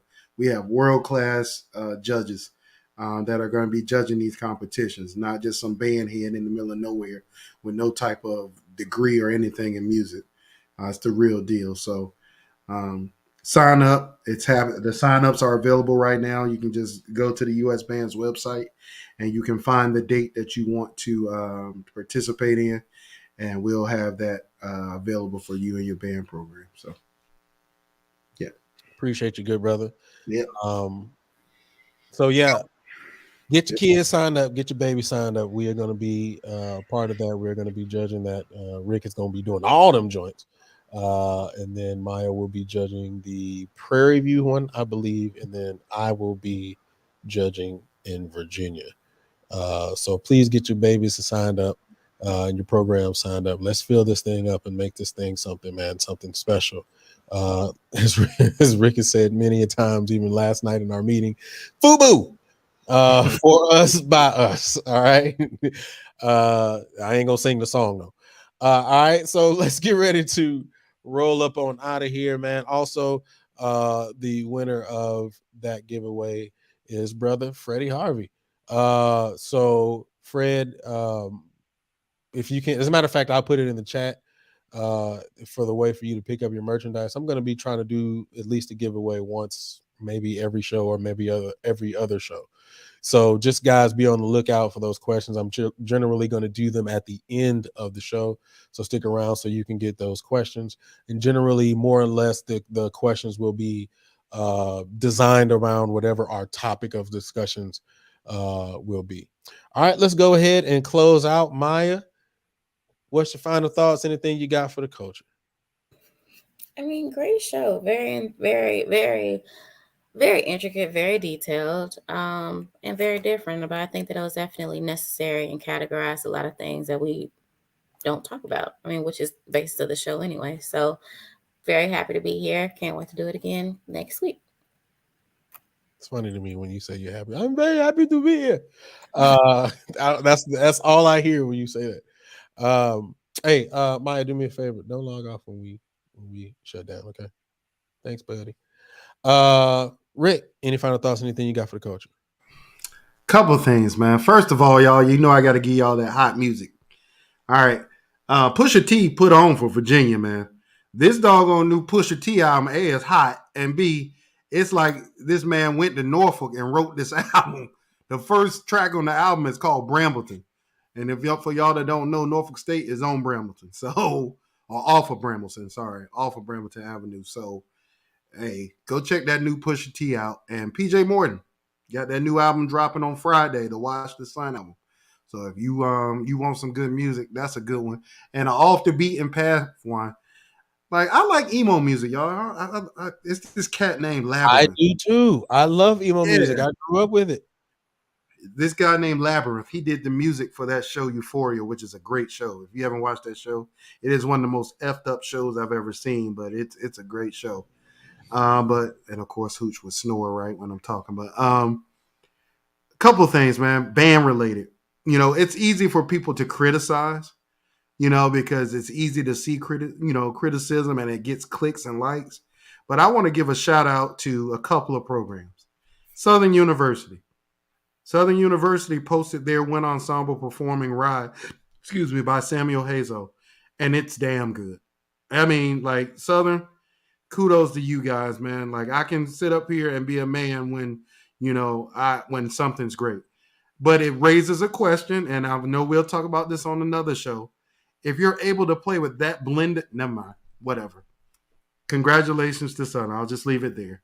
Jackson State, they put their pep band in the stands, and their pep band was amazing. Like Jackson State, man, Jackson State is one of the top 5 best sounding groups I've heard, man, like over the last couple of years.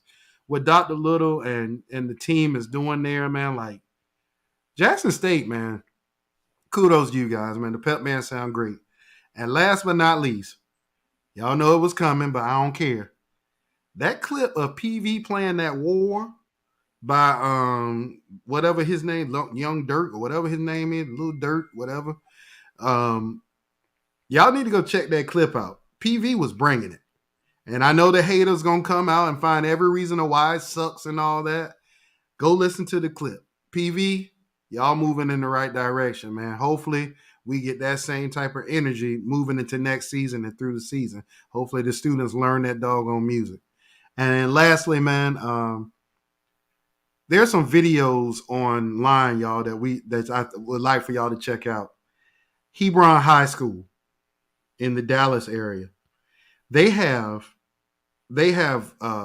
individual cams of their high school students out there running parts of their marching band show. And y'all, I'm just gonna put this out there. Hebron High School is one of the best high school bands I've ever heard. Like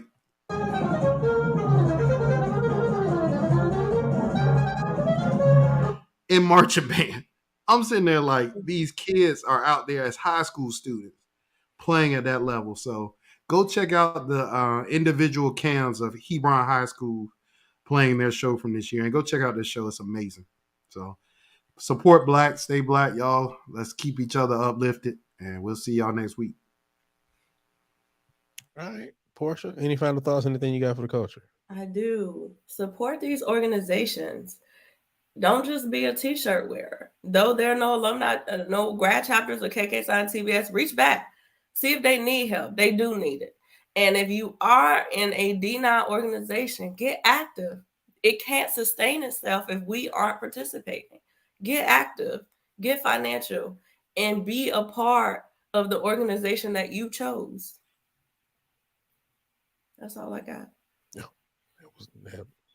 You be hitting us with some great last minute ones, man. That's you knocking them out the park every single time. So a couple of things. Stop being cat. Except for Portia. Portia can be cat. Well, that goes without saying. A couple of things before we get out of here. First of all, I've been getting a lot of like behind the scenes messages about doing a part 2. The possibility of doing another Greek episode, part 2. So we'll look into that. I don't know if it'll actually happen, but I'll definitely look into that. The second thing is Hebron High School is dope. Absolutely dope. I agree with Rick 100%. If you have not heard of them, go check them out. All right. Outside of that, please make sure that you go to realtalkthattalk.com. If you want to pick up any of your merch, please go to there. Remember that you can use the code HBCU band and get 30% off of your purchase. Also, all of these episodes, this episode will be up on all your podcasting networks. Just type in Real Talk That Talk, and that should take you right to it, except for Apple Podcasts. All you have to do is type in Talk That Talk. Outside of that, I have nothing else, man. This has been great. I really do appreciate this episode. I will look into doing this Norfolk episode. I think that'll be a pretty dope episode. It'll be interesting. It'll be very interesting to say the least. Make sure you go ahead and hit that like button on the way out, man. I appreciate you guys. We appreciate you guys, and we will see you all next week.